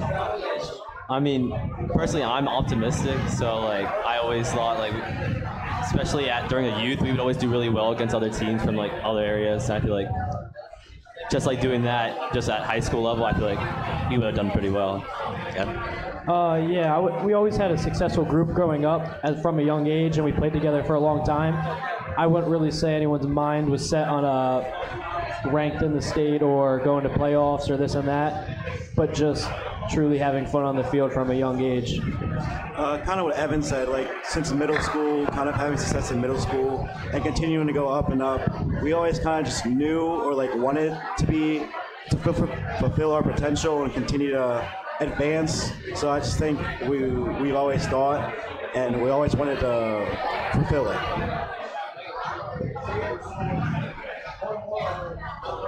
I'm sorry, I was doing work. Looking over there. So looking at the rankings, we were looking at the rankings earlier, and Coach, we have you ranked right there in the honorable mention at the 9-1.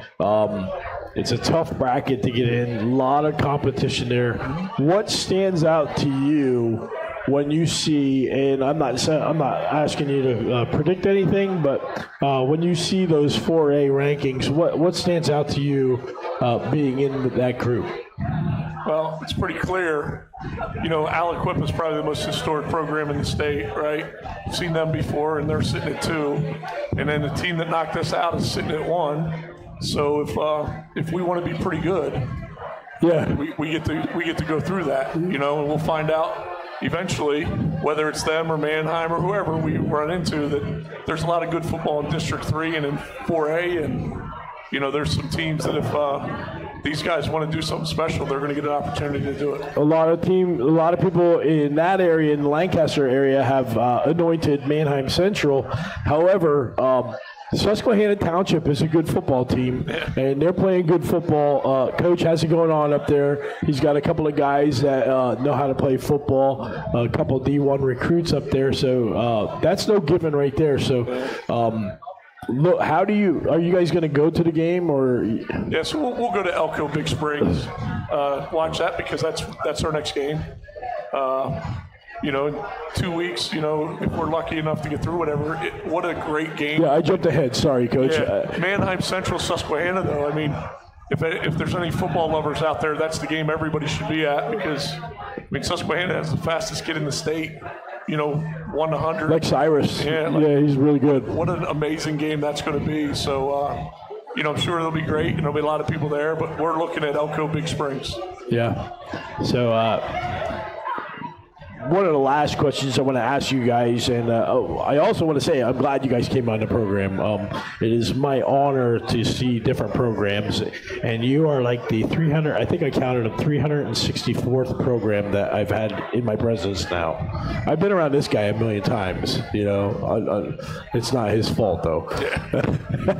But it's an honor to have you here. But to each one of you guys, let's say you go out next week, you win that game, and then you go to the next game and you lose. Even though you lost, what part of this year makes this season a success to you? It's not really about, honestly, wins or losses. It's about just playing with effort, play with his full heart. Just trying your best at the most. Like, win or loss, we're going to go home at, positive. Yeah. I would say it's definitely a learning point and a building block. The seniors like Markel definitely paved the way for some of the underclassmen or younger juniors and sophomores to lead into the next season and improve from there. I'd say it would just be a to be continued story, for them, the younger guys to continue to pave the way and make a school history and continue to just advance and progress. Coach, first off, that's a great line. To be continued. That's outstanding. I don't know. We talk about the success isn't really dictated on wins and losses. It's about the way they act and the way they care for each other and the way they represent our community.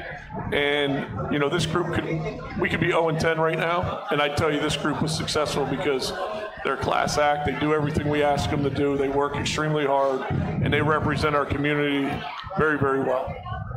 All right, one of the last questions, if you don't have any more questions, one of my last questions is, I got to be honest, not a lot of people know a lot about Twin Valley, all right? So starting at that end, tell them something about the Twin Valley football program that they want to remember. I feel like we have a bunch of culture from different sports like lacrosse, baseball. We recruit anybody from any team. It's that's us. Yeah. All right, what are they in? What is the world in for now that Twin Valley is putting its fingerprint on the map? What's coming up next for Twin Valley in the football program? Back to the other question first, I would say something to know is we enjoy each other's presence and being around each other more than a lot of other people know. And if you don't catch us on the football field on a Saturday afternoon or something, we're usually together in a large group where everyone's having fun and enjoying their time together. So something I would want other people should know, I think, that not many other high school teams can relate is we like each other a lot more than beyond the football field and stuff like that. That's awesome. But That's awesome. something for next season would definitely be to continue to improve, and if you work hard and listen to your coaches and trust the people around you and put others before yourself on the field, that a lot can be accomplished. All right, and for you, the youth program in any town is one of the most important parts of a successful high school football program. What message do you have for the Twin Valley youth programs? You say what? What do I have? What message do you have for the Twin Valley youth program?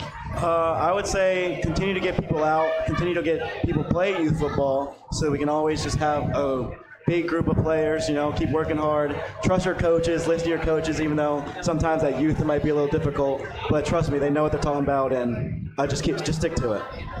All right, Brett, what should people know about Twin Valley? Hey, we got great kids. Yeah. Yeah, and I know everybody says that, but you said we're on an island, so most people don't realize it. Said it the other day to Mike Drago, we got amazing kids and we got amazing families, and football Twin Valley is going to be very sustainable because of them. What's the greatest tradition that Twin Valley has right now? I would say we show up and compete. That's about as good as it gets. That's a good tradition to have. Yep. Hey, everybody, Twin Valley Raiders, Brett Myers, Evan Myers, thanks for being on the show, guys. I appreciate it so much. It's my pleasure to promote Twin Valley, and it's Mike's pleasure to promote Twin Valley every week on his social media pages. This is Billy Splain, Mike Cabry, the Twin Valley Raider program. Thanks for being on the program tonight. This is the state of PA football. We're going to take a break. We're going to hear from some more commercials, and when we come back, I think we have Matt Ortega in the house. Does anybody see Matt yet? He is in the house. All right. So we're going to come back with the Coatesville program, and then we're going to break down the final two brackets. Did we finish 5A? No.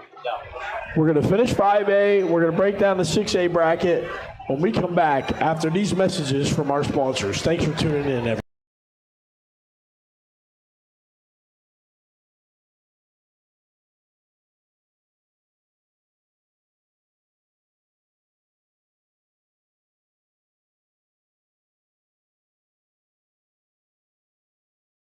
Circle W Sports is the complete all-in-one platform for high school sports, designed by former athletes, coaches, and athletic directors. Circle W Sports gives school and team personnel an easier solution to run their entire athletic departments with the help of these features. League Manager makes creating master schedules a breeze. Configure your divisions, build schedules, track league all-stars, and much, much more. Referee Manager helps assign and track game officials in the same platform. And with RefPay, your officials can get paid within hours instead of days or weeks. Enjoy live scoring and statistical services through our Performance Tracker and Stat Tracker apps. Learn how to track your workout or camp and combine statistics in real time. Then create any type of report after your results are tallied. The Stat Tracker app helps keep your fans involved, whether they are in the stands or at home, with live in-game stats. For more information, visit CircleWSports.com, the official online platforms of PA Football News and the PSFCA Big 33.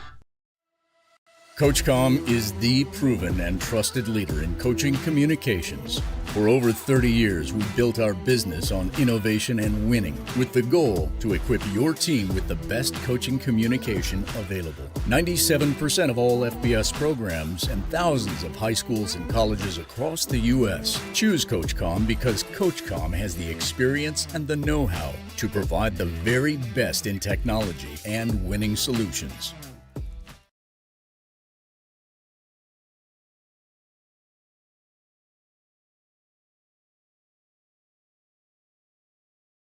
Hi, good afternoon. My name is Michael Sikorsky from the Funding Zone, the #1 fundraising company in the state of Pennsylvania. If you need help raising funds for your program, please contact us at 570-885-0900. Thank you.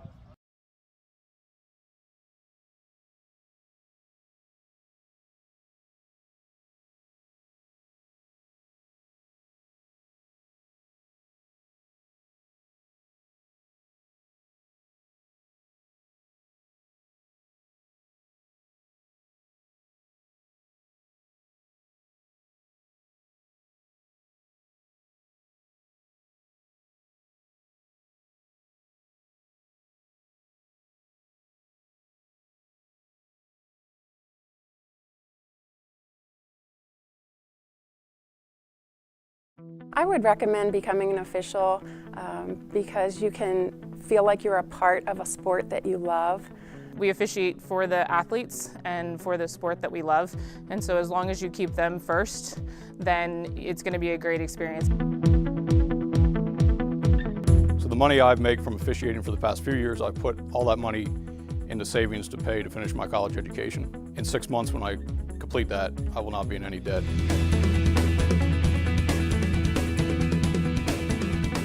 Officiating the state championship and getting that call to officiate the state championship was an emotional thing for me, just because of what I've been through, you know, the ups and downs, and getting that call really meant a lot to me. Sometimes I see student athletes that I officiated years and years ago, and they say, "Man, you did a great job. Thanks for everything you've done."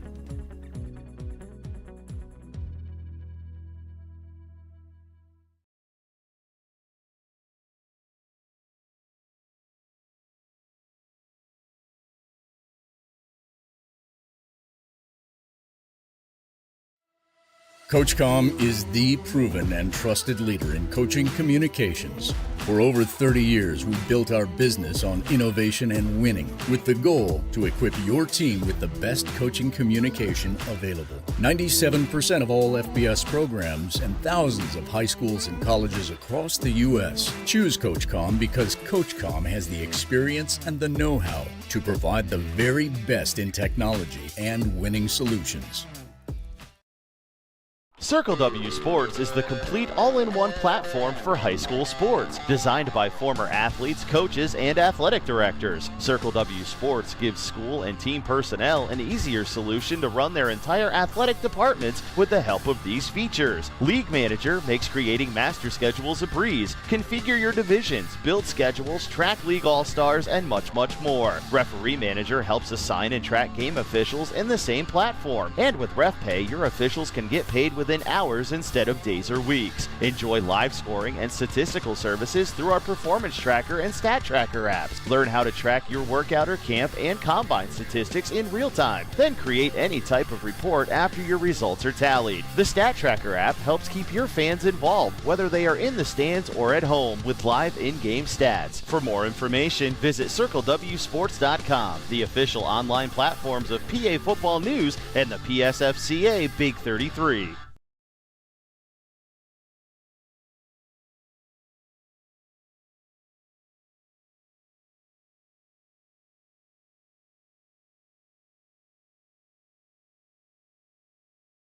At PAFootballNews.com, we've got you covered. If you're looking for the best coverage of high school football in the Commonwealth of Pennsylvania, check out PAFootballNews.com. From schedules to rankings, game coverage to Friday night scoreboard, live streams, and more, PA Football News is the one-stop shop for everything high school football in Pennsylvania. Follow us on Twitter at PAFootballNews and visit us at PAFootballNews.com. We got you covered. Have a youth league, a high school, and you want to be safer, get in touch with Safer.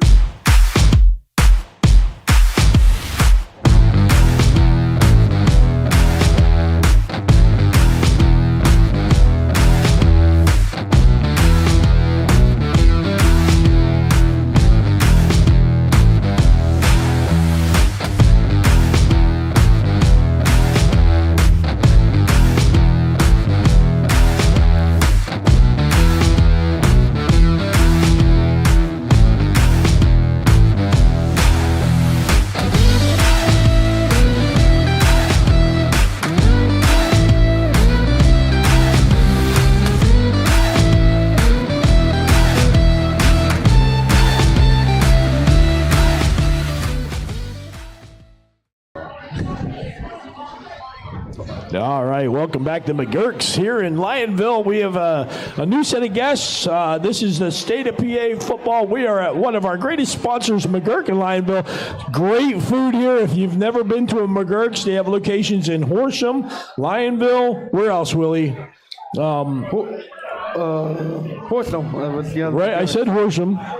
And where was the other place we went to? I don't remember, but go to their website and you can find it out. You can also get their information on our website, PA Football News. Once again, I would like to thank all of my sponsors. I want to thank the PIAA for being a sponsor. I want to thank Go Route, the Funding Zone. I got to thank Coach Com. I want to thank Safer Sports, Turf Tank.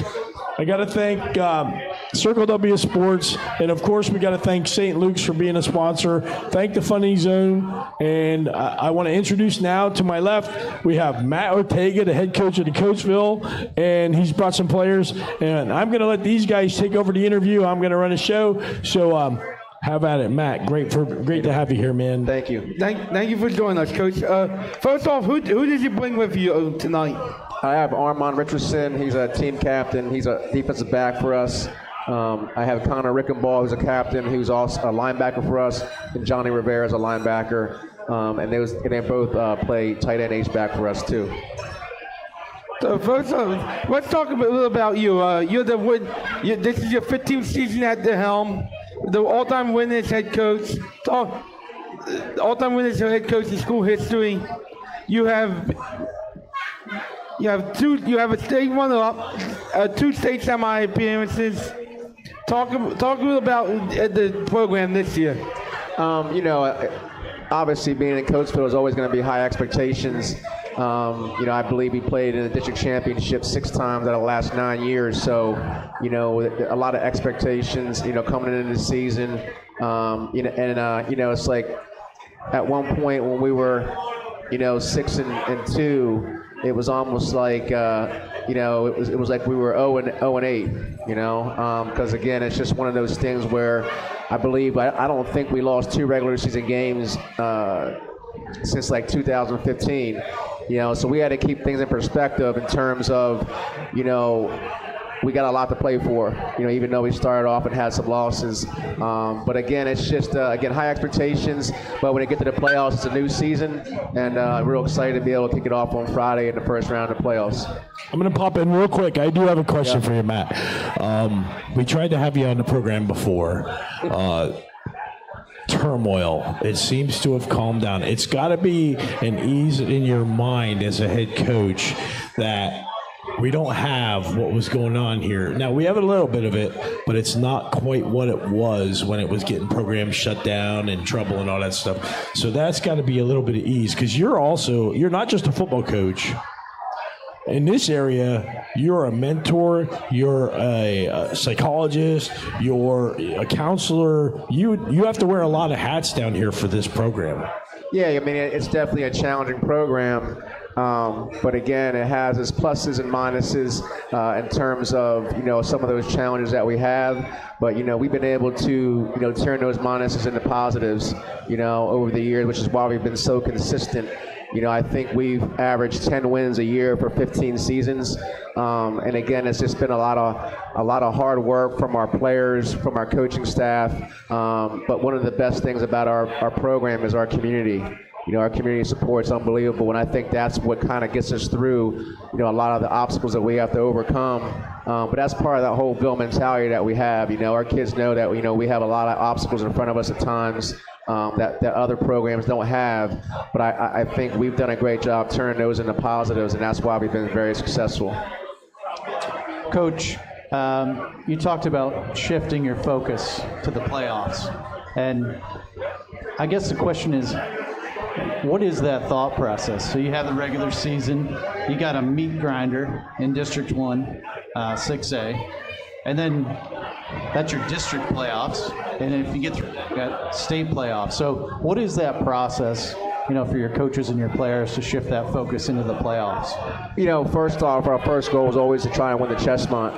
So we had a little saying. We were going for our 8th straight this past football season. So once that wasn't accomplished, now we're headed to we talk about, I text these guys all the time. 4 rings. So we've got 3 district championships. So we start the playoffs. We're looking for that 4th ring. So that's kind of how we shifted from, Chestmount first, goal 1, goal 2 is the district. So that's where we're at right now with the district, with the district playoffs starting. Yeah, and super important to draw that line between the regular season and the playoffs, to change that focus. So I'm sure the team doesn't change, but what kind of things as coaches do you maybe put into the playbook a little bit different? Not to give your... Wait, say that again? What's the change in terms of, are we running the same offense, any new plays we're putting in, or are we, what we brought is what we're going with? I think, we're a little bit different this year in terms of offense, and it's been one of those things that's been a work in progress. We struggled a little bit running the football, which was our strength, with prior years. So, we've had some things, that we've held back all year, that, you get to the playoffs, you kind of, you have them ready, so on Friday night, we're going to do some things like most programs do. Headed into the playoffs, you're going to have a lot of wrinkles in your offense and defense, so, we'll definitely be doing that Friday night. Good. Now, Coach, let's go to next season. Let's go jump ahead a little bit and look at next season. The league that you're in, the Chessmont, has a scheduling agreement with the PAC. Talk about, and you look at the PAC, they have the teams like the Springfords, the Potomac Valleys, Owens J. Roberts, all teams that are in the playoffs this year. Talk a little about what that means and what that's going to do for you guys. It's one of those things, like, again, when you have the success we've had the last 15 years, it's really hard for us to find teams to play. So it's been very challenging for us to fill those non-league games. So for me and our athletic department, it's great to be able to have those games scheduled in there. Now we only have to go out and find 2 opponents, I think that's going to be a little bit easy for us to find 2 opponents rather than going and finding 4. So it's just good to have that agreement, so that takes away that week 3 and week 4 game. And the PAC's very competitive, and it's just really good for us because we've seen them lose those power points because of our league and having Shanahan, with just being a smaller school and not having enough 6A teams in our league. It's definitely going to help, especially in terms of, again, finding games, but also helping us hopefully with some power points because they're good programs in the PAC. Now let's bring in the players a little bit. What you guys, when you in District 1, Coatesville is a program that is one of the most storied programs in history. What's it like to be a part of that program? It's a blessing. Like Coach O said, just the build mentality aspect that he's brought to me and my teammates, it's a great thing. And I want to be a part of no other team. The culture that he's built and the player that he's turned me into, not even just a football player, just me becoming a young man and all the things that he's taught me over the years, I wouldn't want to play for another team. So it's a blessing. It's also great having all the younger kids that come to all of our games to look up. It's also great to have all the younger kids come to our games and look as role models and leaders as we walk on the field, and we just want to be role models as we walk on the field every night. You good? So what are some things, if you think back when you first came to the program for your high school years, what are some things that coaches taught you and that maybe you didn't bring with you to to your high school career, but what are some things you're like, man, if I could talk to myself 2 years ago, I'd be like, wow, what a great message. For me, it was discipline and really just understanding what adversity is. But that's something that he preaches like all the time. Like, we're 7-3. Beginning of the season, we didn't expect that.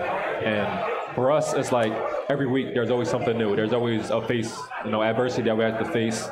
That's just something that he's taught me that I wish I knew before. Because my freshman and sophomore year, I wasn't really used to adversity. I didn't know how to overcome adversity, and that's something that he's helped me become way better at. So I'd also say the coaching staff, they put a lot of work in every week, every Sunday.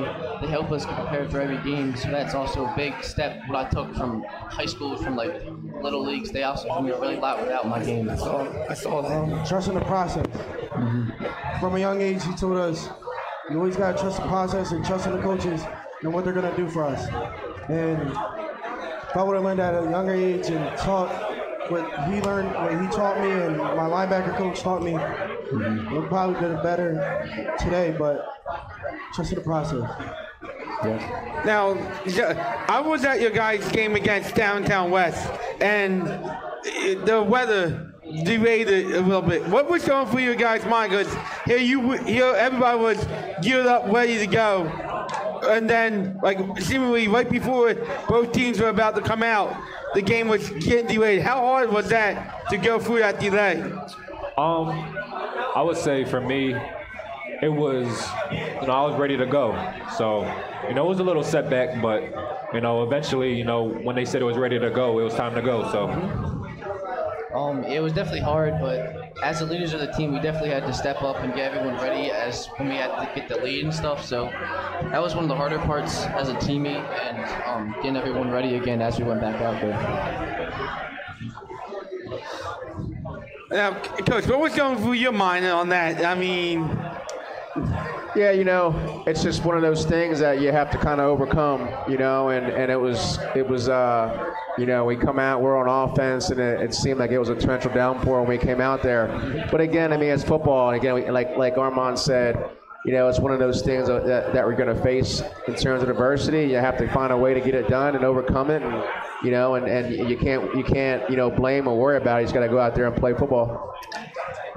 Now starting going into let's turn our attention to this week. We start, in my opinion, District 1 6A is one of the toughest to get out of. Yeah. You guys look at you guys. You guys put together a 7-3 record this year, and you guys are the 12th seed. Yeah. Talk a little about the District 1 as a whole in going into it.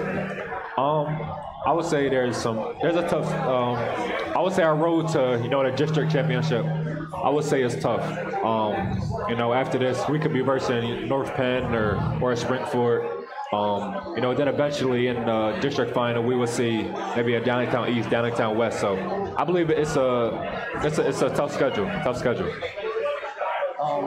Being in District 1 is definitely hard, but if we play a complete game, offense and defensively, we can't be beat, in my opinion. But we just gotta stay focused on what we gotta do together. We just gotta come together as a team a little bit better. Pretty much what Connor said, execute on both sides of the ball. And I think we'll be a big, big team in this year's playoffs if we can do that. Yeah, just to talk about District 1, in our PFN rankings, 6 of the 15 teams in the top 15 are out of District 1. So super tough schedule. Probably prepares you for some things down the road, but not easy to get out of that bracket. But if you did it pretty well. So just looking ahead to this week's game, CB South, just some thoughts, Coach, on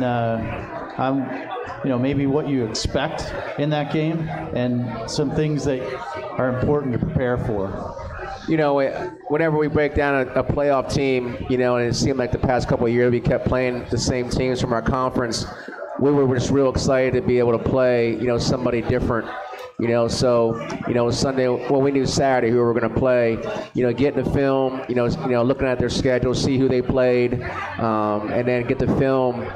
It's definitely a team that kind of mirrors, some of the teams in our conference. They're a heavy run team first. They're averaging over 300 yards a game on the ground.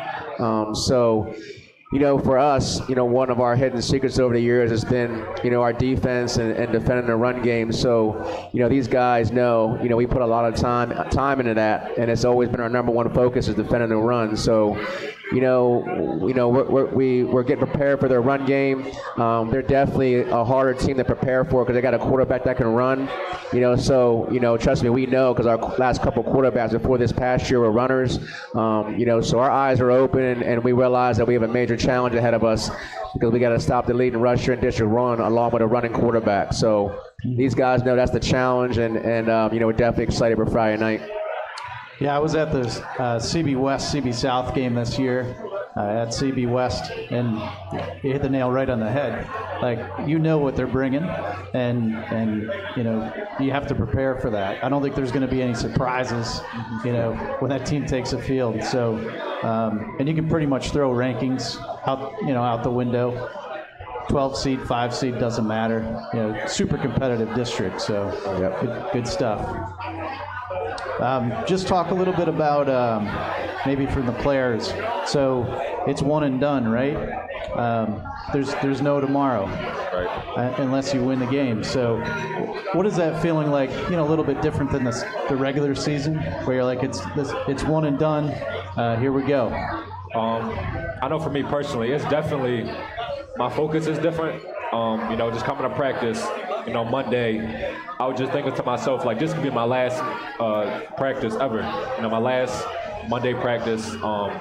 My focus is definitely different. My leadership, I try to be different, telling my guys, my seniors that this is it. If we lose this week, there's no more football. There's no more high school football. So I know me personally, again, my focus has been, more intense. Like Armand said, every time we break it down, we always say, like, this could be the last time we're on this field, so let's make this perfect today. But for me personally, I've been locking on my keys and stuff like that, but I've been more focused during the playoffs than I was recently in the past. Armand said it the best. Just come with a different mentality. It can be over just like that. Yeah. So just come ready to play, and we're going. Now, Coach, talk a little about your defense. In your 7 wins, you guys have outscored your opponents 288-39. Talk a little about the defense and.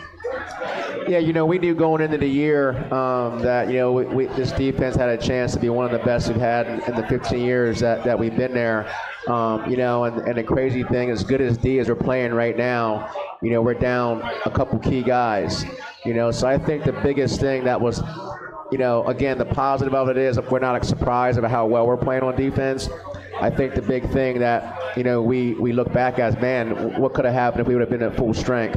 But again, the best part about the Ville mentality and their, big-time rushing offense. Now you talk about you talked about the Ville mentality. Talk about the community. This is for all you guys. I talked to Dave Bowman. He is always constantly raving about the support that the Coatesville community shows you guys.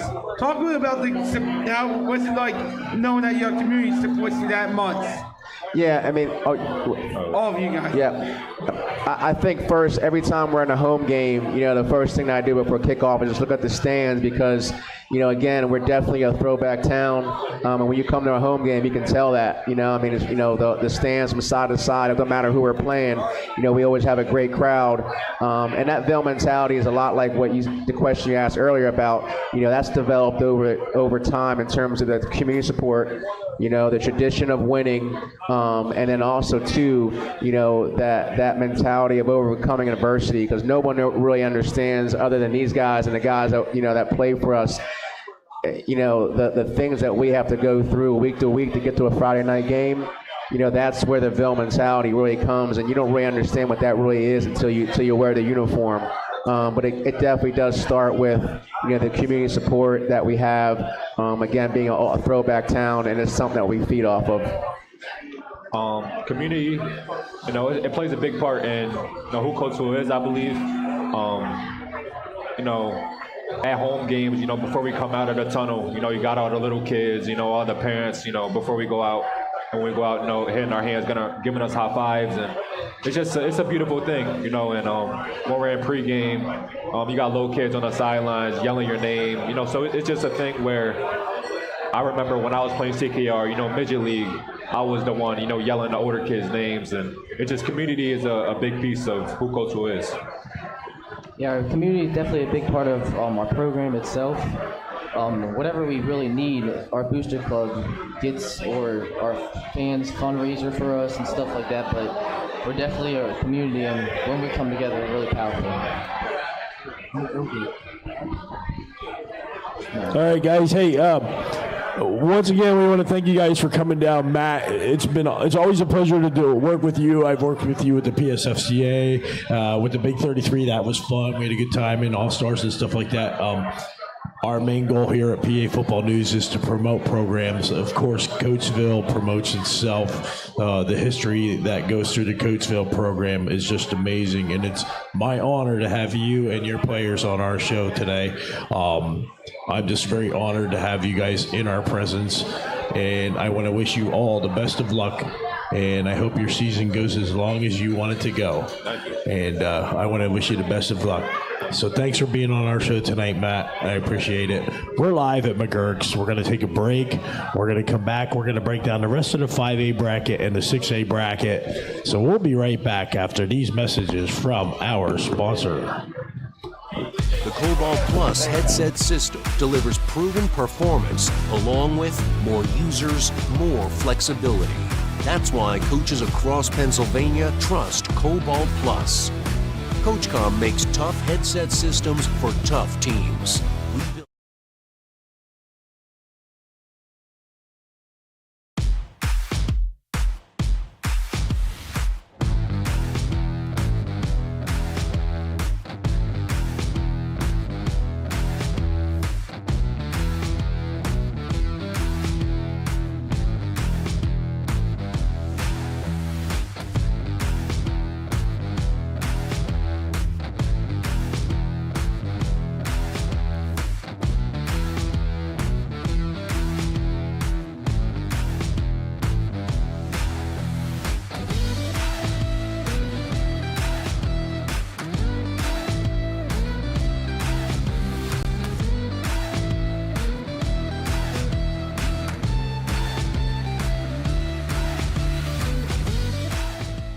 I would recommend becoming an official because you can feel like you're a part of a sport that you love.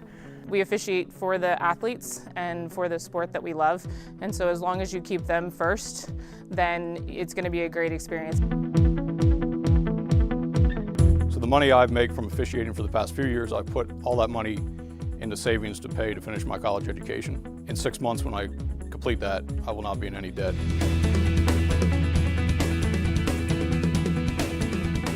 Officiating the state championship and getting that call to officiate the state championship was an emotional thing for me, just because of what I've been through, you know, the ups and downs, and getting that call really meant a lot to me. Sometimes I see student athletes that I officiated years and years ago, and they say, "Man, you did a great job. Thanks for everything you've done."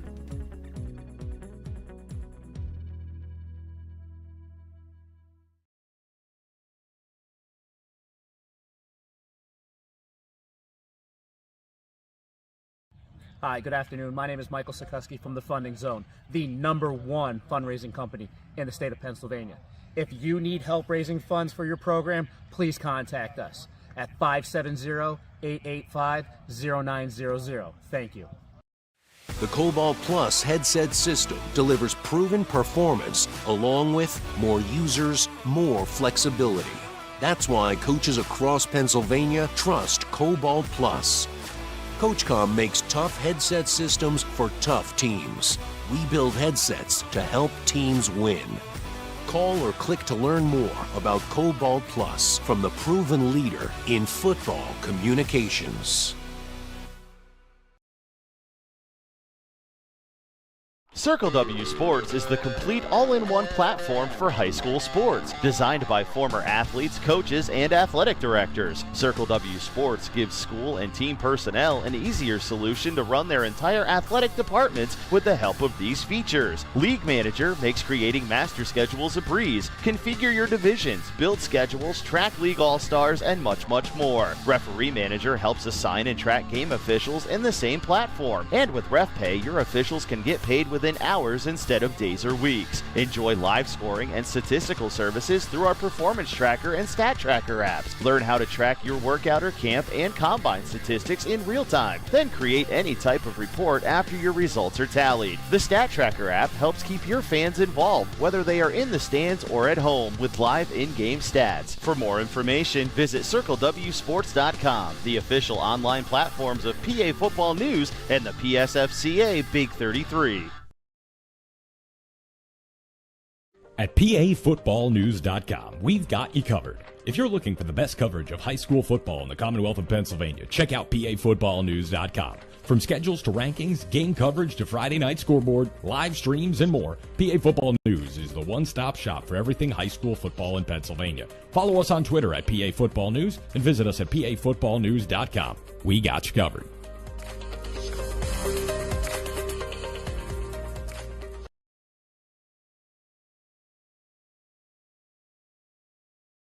Yeah, go around. It's been phenomenal. I think just the ability when you got guys from all over the state, and everyone's got things going on and trying to get organized and practice, taking the language out of the offense and just giving these guys the ability to just. I would recommend becoming an official because you can feel like you're a part of a sport that you love.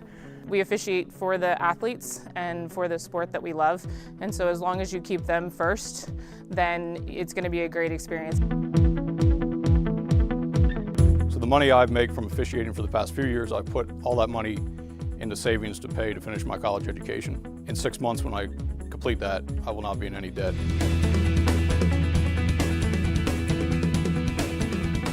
Officiating the state championship and getting that call to officiate the state championship was an emotional thing for me, just because of what I've been through, you know, the ups and downs, and getting that call really meant a lot to me. Sometimes I see student athletes that I officiated years and years ago, and they say, "Man, you did a great job. Thanks for everything you've done."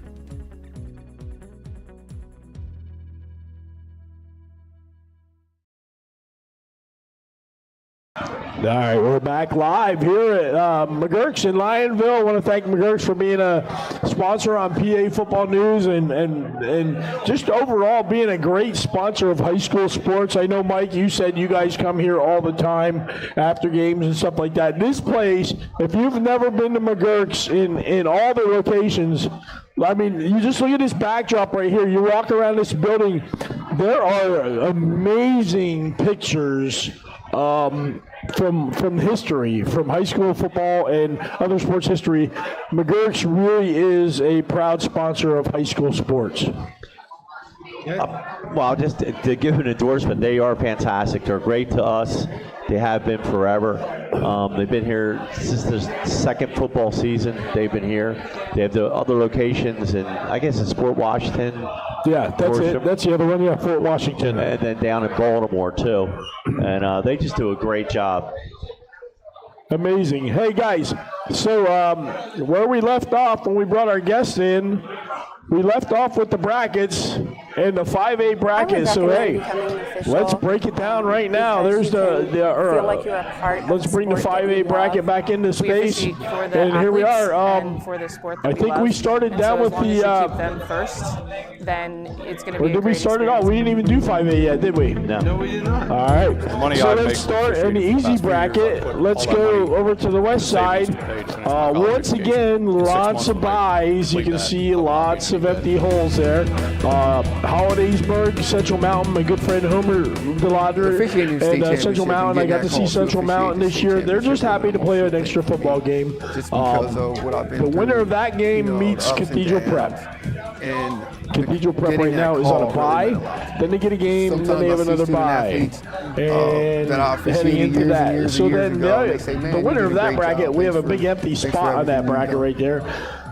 They get to meet up with the District 7 winner. Yeah, so that's an interesting bracket. Very interesting. I mean, a game of the week might be Gateway and Moon. Just to get things kicked off in that bracket, but you have a 10-0 Peters Township team. Quality wins against USC, Cannon Mac. You know, if they get to that third week, you might have Pine Richland there, defending state champs. And they're one of my agitator teams. So, you know, not necessarily an undefeated record or one-loss team, but look out if you get Pine Richland. What is it with teams like Pine Richland? I mean, Coach Ladon does a great job down there. Last year he made an adjustment, got a couple linemen back, and boom, they took off. This year they had a rough start. Boom, they changed to the Wildcat, and here they come. Look out. I mean, adjustment, that's an understatement. They were, 0-3, down 20 points going into the fourth game, second half. And from then on, they moved their safety to quarterback. he is unbelievable. And in the state championship game, he was quarterback, threw the ball fantastic, was the leading rusher, was the punt returner, and had an interception for a touchdown. Besides that, not very active. Yeah, It's amazing. if you don't know LaDon, he's like a nuclear scientist. He really is. He's like, he's way up there in his job. And it made him look like a genius last year, but now this year it's kind of making him look like this is what I am with Pine Richland. So we've kind of coined it in our rankings meetings as it's time for Pine Richland to do what they do. Right. So look out for Pine Richland in that bracket. Moving down the bracket, also Penn Hills, who beat. Yeah, 26-20, they beat Pine Richland. Yeah, in the regular season. So that'd be an awesome rematch. You just have some teams that play crazy schedules in the regular season. I know. And you're talking about 8 teams that get into the playoffs in District 7 and 5A. There's teams that didn't make the playoffs. That now, you got Upper St. Clair sitting at home going, why am I sitting at home? And you got 2 5-5 teams playing football. Yeah. So I guess the Whippeal said they're going to look at that. And that's the problem. It's not the Whippeal or the leagues. It's a statewide problem. There's an equal amount of teams in every single class, 1 through 6, right? So there's no reason in the world that every bracket shouldn't be filled up. But the problem is you have these districts that are so parochial, they just want to control their district, even though it could be a 1-6, a 1-8 team playing a 3-7 team for their district title, and you have 4 teams in the next district over that are 6-5. I mean, that's basically what's happening with Bellefonte and Juliana. Yeah, they're playing for a district title, and none of them have above 5 wins. Where if they just combined it together like they do in some of the other places, then it would just come out a lot better. Or even if you want to have your district title, fine, put them in with District 7, make it 16 teams. And their first game is always those 2 playing. They can win their district title, then move on. All right, I'm going to put it out there right now. This is my proposal. Turn week 0 into the second scrimmage, okay? And then this weekend coming up would be the last regular season game. Next week, you would enter the playoffs, and I'm going to point this out on the computer, the same week that you would enter next week. However, you're going to say, oh, District 1 is going to complain because they have all the 5 and 6A teams. So you allot playoff spots by percentages. So you say District 1 has, 21 6A teams?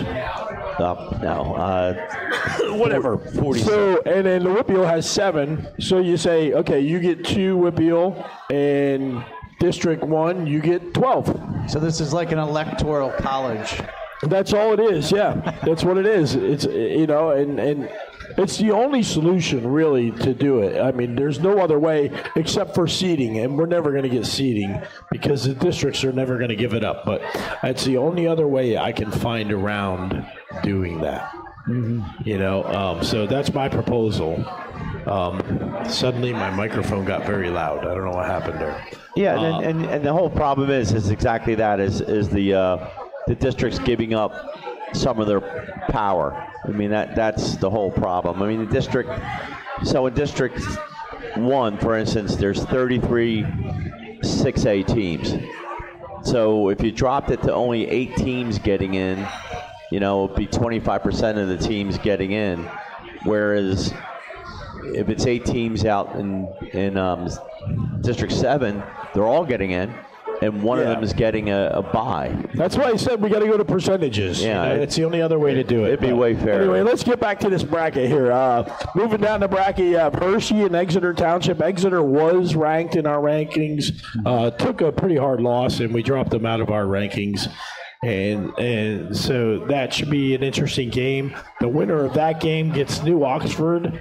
And then moving on, we have Ephrata, who we talked about earlier, Twin Valley this year, good running back at Ephrata. They've got Lower Dauphin, who both those teams Brett Meyer said were some of their toughest games this year. So this should be a pretty good matchup. That might actually be one to watch in District 3. Other matchups in District 3, we had Cedar Cliff in our program earlier this year. Good program. They play good football. Southwestern and Greencastle Antrim. Greencastle, as of late, has been playing some good football. And then the winner of that game takes on the winner of Conestoga Dover, and then Cocalico is just sitting there waiting, licking their chops. Cocalico is a team, Matt, that came on hot last year, and they came on strong right out the gate this year. Yeah, I mean, strange season for Cocalico. I had the opportunity to see him play this year. So you start the season with a 17-14 loss to Warwick. That's the head scratcher right there. That's the one where you look at the schedule and you go, what? You can bring my food over here now. That's good. I'm fine. Yeah, so the Warwick loss is the head scratcher. And then they turn it around. That's Willie. And beat Manheim Central by 20. Yeah. So impressive win there. They also, the game I saw them play Lampeter Strasburg, 24-10. One thing you're guaranteed if you go to a Cocalico game is you're out of there in 2 hours. They do not throw the ball. They threw it one time in the first half at the game I was at against LS. Probably just to say they did it. Wasn't necessarily something they needed to do. But a nice win against Wyomissing too. Cheesesteak egg rolls. There you go. Yeah, so Cocalico 9-1. Some nice wins, just strange game against Warwick to open it up. Yeah, we just had our food ordered, brought to our table. We're going to eat that in about 5 minutes. And no, it's not, no, this is, it's not mine. I know it's all Willie's. Some of my friends are going to message me saying, asking if this is all mine. No, this is all not. All right, let's move on to the top of the 5A bracket. Del Val, Pittston, Abington Heights, and Scranton. And then you have Southern Lehigh, East Stroudsburg South, Whitehall, Pocono Mountain West. It's kind of a very eclectic. I don't know what to think of that side of that, what portion of that bracket is. Southern Lehigh, we like Southern Lehigh, plays a very weak schedule, in my opinion. Probably one of the weakest schedules in 5A. They play a lot of 3 and 4A teams, and they took a beat down to a 3A team a week ago. Thank you very much, sir. Yeah, that District 2, District 11 part of the bracket, it is a strange bracket. Del Val, is the 1 seed out of District 2, played a very challenging schedule this year, especially to start the season.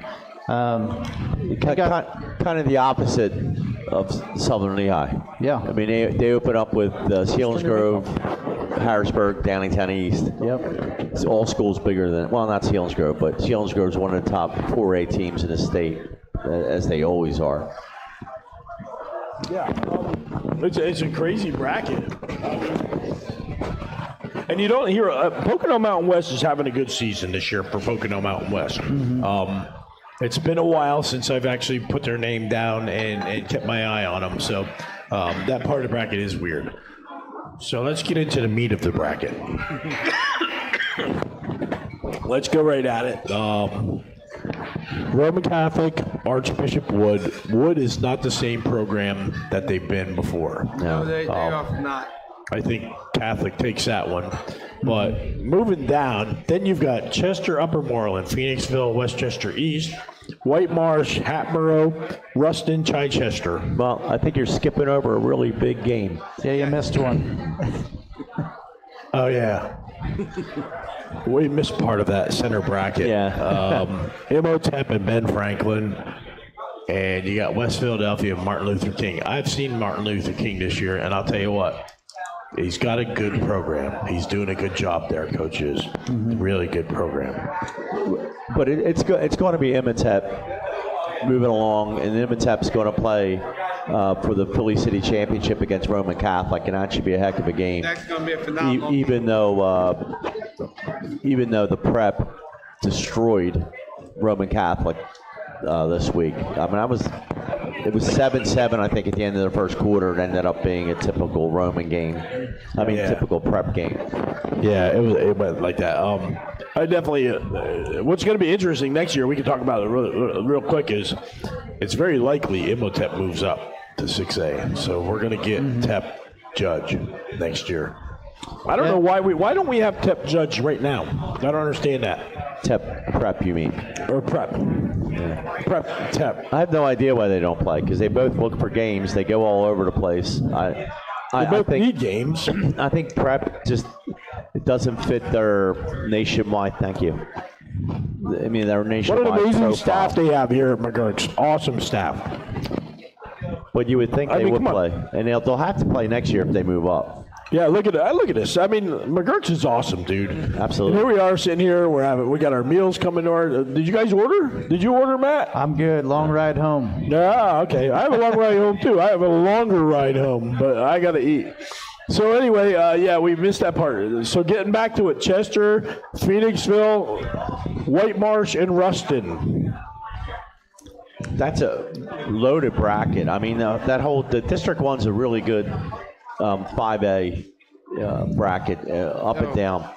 Chester, and talk about unusual. They open up the year. They get beat. I think it was 31-0. Yes, 31. By Perk Valley. The next week, Downtown West handles Perk Valley, and then 2 weeks ago, Chester beats West. Now it was a Saturday morning game at Chesterfield, rainy, dreary day or whatever. Not sure West came to play, but the Clippers certainly did. And they laid it on them pretty good. So that they're a good team. Clippers have a heck of a quarterback too. Yes, they do.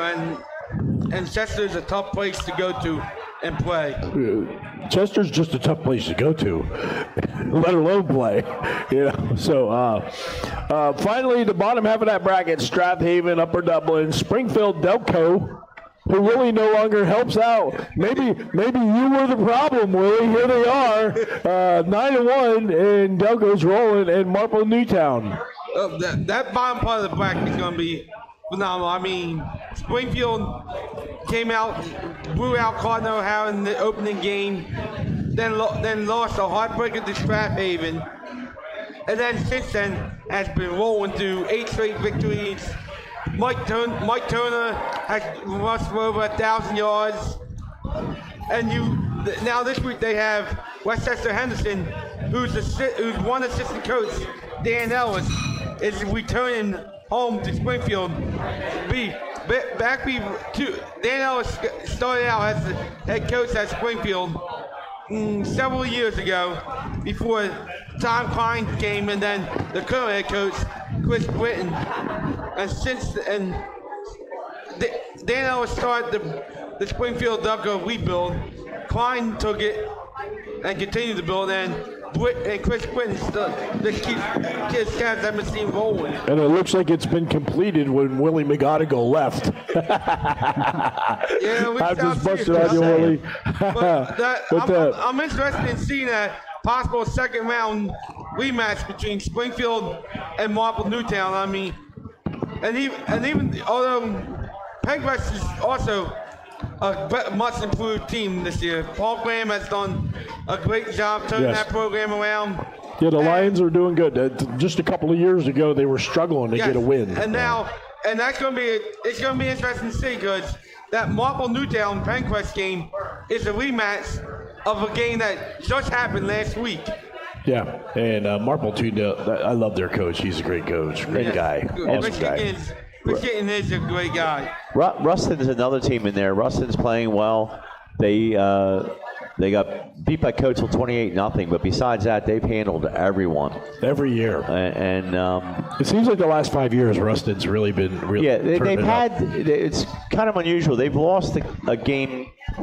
Say they shouldn't have lost, but they've lost a game the last 3 or 4 years that really was an unusual. I mean, it's the first time they've won the Chesmont American, I think, in 4 years. Yeah. Which is surprising. But, St. Clair has a really good team down there. Always does. Great coaching staff. they're big and strong. They lost Chase Hutton, their running back. Well, he was good. Over 1,000 yards, really good runner. But they've got a couple more, and they have a quarterback that's just he's just takes care of business. I think he has nine touchdowns, 0 interceptions, and that's Rustin. They'll throw the ball 5, 6, 7 times a game, but they'll find their tight end, and they have Billy Ty, big kid, junior, that's their tight end, has a couple touchdown passes. And they're a dangerous team, and they've been here. I mean, they last 2 years in a row they made it to the district finals, and they're the kind of team that I think you're looking at. Well, the second round is going to be interesting for them. Plymouth Whitewash, really good team too.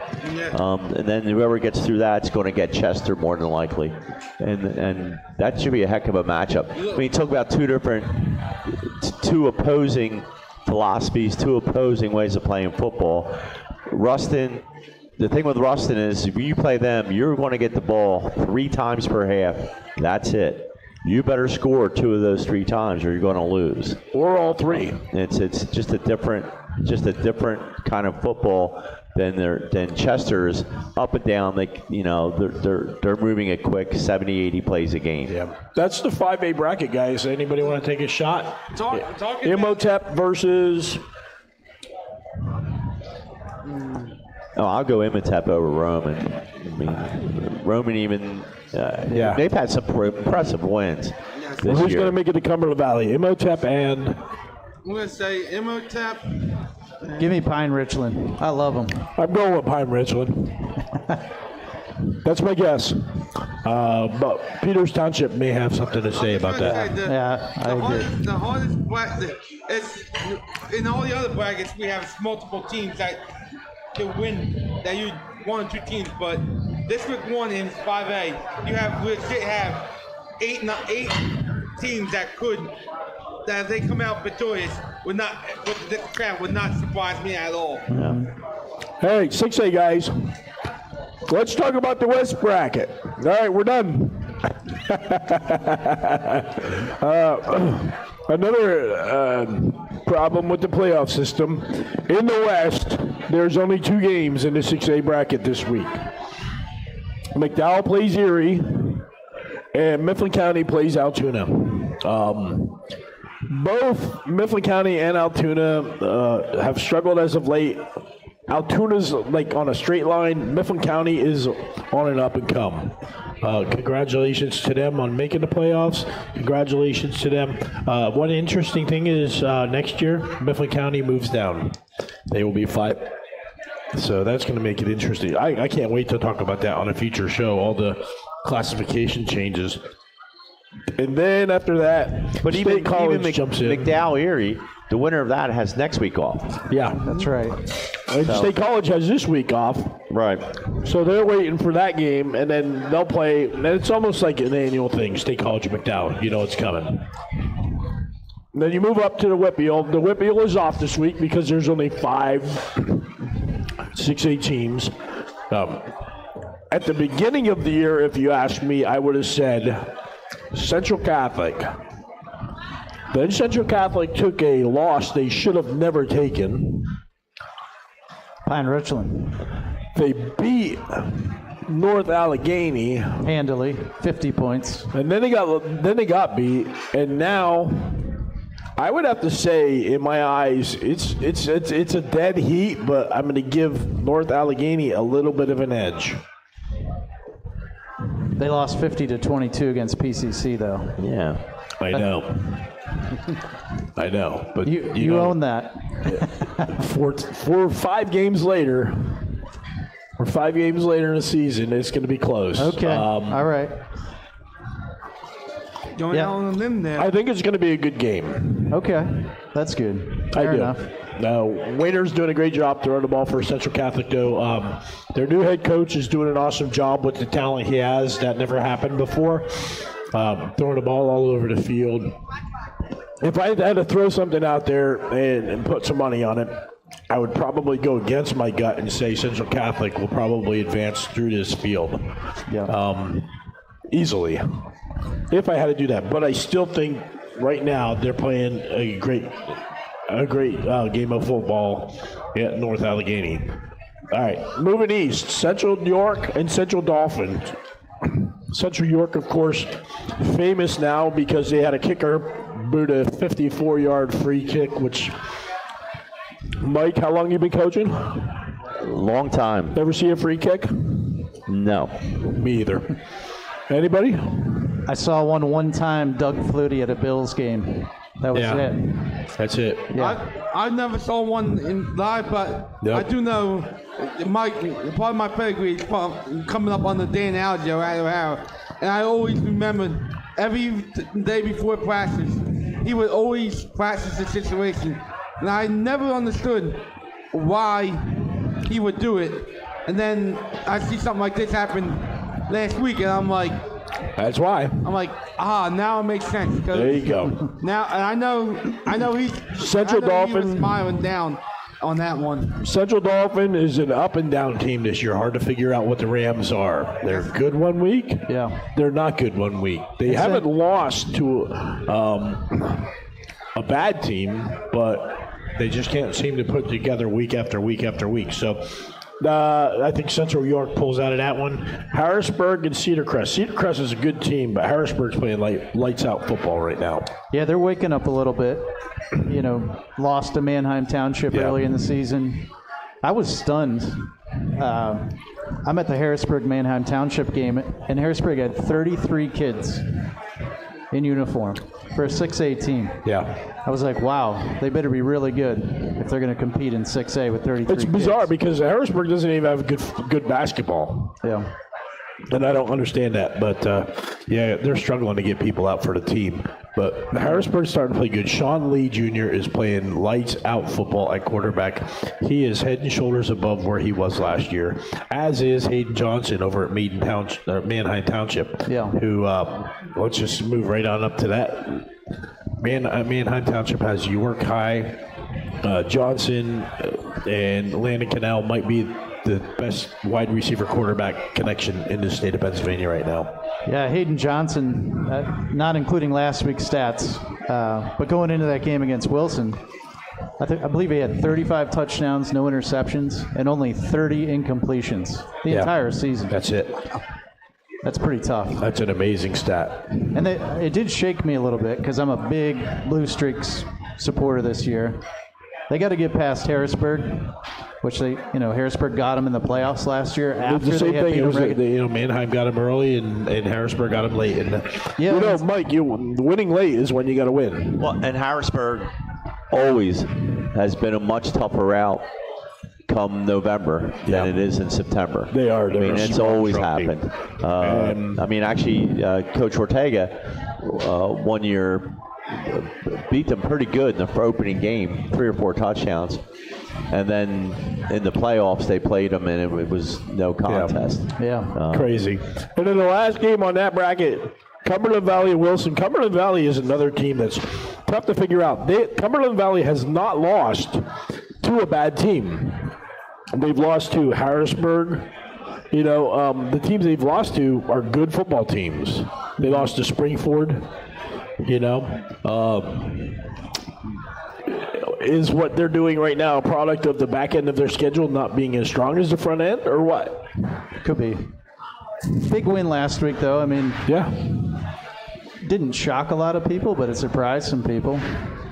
Beating State College is a big win. Yeah. That was a huge win for Cumberland Valley. They had last year when I got to see them play State College. That's what was it? Isaac Signs. He was one of the best quarterbacks. One of the best athlete quarterbacks in the state of Pennsylvania last year. That was amazing to watch him play. On the other side of the bracket, here we go, boys. Let's just jump right down to District 11. We'll make them wait. We always talk about the EPC South on this program, and what a gauntlet it is. The EPC is, to my mind, is the toughest league in the state. You have no weeks off. No. I mean, it doesn't matter if you're playing a 6A, a 5A, or a 4A team. You have no weeks off. And they are battle tested. They certainly are. And again, hate to get on this theme again, but it really, when they're playing every week, just slugging it out, then they slug it out for 3 weeks in the playoffs, and then they play a District 12 team that's had 2 of the last 3 weeks off, and that's really tough to play. I mean, obviously, the Prep's a very talented team, but you give a team 2 out of 3 weeks off, and then after you've played 13 really hard games. I mean, they have there's no weeks off. I mean, you name the schools: Parkland, Allentown Central Catholic, Emmaus, Nazareth, Bethlehem Freedom, Northampton. Well, they're in the north. But they still play them. Whitehall. It's Whitehall. It's just there is not a league. A lot of people will say the Mid-Penn Commonwealth. I'll disagree with them every time, because I watch these teams beat the daylights out of each other, and it's the only part of our ranking show that scares me every week. Like, what's going to happen in the EPC South? Because you never know. I mean, like, when you're like, oh, Parkland's got it, and then Bethlehem Freedom knocks the snot out of somebody. Yep. Or, oh, Freedom's got it, and then Liberty whoops up on them. And top to bottom, they're the best league. I mean, I don't think it's amazing. even debatable. It's an amazing one. So anyway, we have Nazareth playing Wilkes-Barre. Wilkes-Barre lost 2 of their top football players. They went up north to a prep school. Not having a great year. I don't think Nazareth's going to have much of a problem.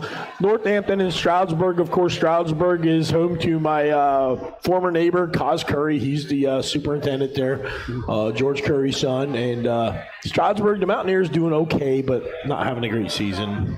I've seen them stronger. Northampton, the Concrete Kids, one of the best nicknames in football. I agree. Second to the Battling Miners. That's it. Where does the West Philly But the Battling Miners have the best helmet. Yes. That miner on that helmet, you can't top that. No, you can't. Let's talk about Parkland and Williamsport, Bethlehem Freedom, and Emmaus. I mean, Parkland's probably the class of that bracket, and really, down the road, that Parkland-Nazareth rematch, Parkland won that game by a touchdown early in the year. That's a game I'm looking forward to, if that's how it plays out. I mean, how about Parkland? They made it through the season in that league undefeated. Yeah. That's an amazing feat in itself. Yep. With Nazareth and Allentown Central Catholic probably being their 2 biggest wins this year. Yeah, big ones. And then moving north and then moving south, we've got the bracket. Here it is. LaSalle College, Father Judge. Winner of that gets Prep. Prep's sitting there waiting for him. Can't we find Prep a game or something like that somewhere to play? Are the Titans open this week or something? Yeah. And then Northeast and George Washington. Austin Brace is doing a great job at George Washington. That's the He's doing a great job. He's got that program. And Ryan Neats over at Northeast. Good to see him back. It's a program at George Washington that Bracey. It's the program you want to model yourself after, how he runs it. He runs it like a football team. He comes from out Oklahoma, doing a great job with them out there. So there's that game. Don't overlook Abraham Lincoln in South Philly. Lincoln is the best 6-4 team in the state of Pennsylvania.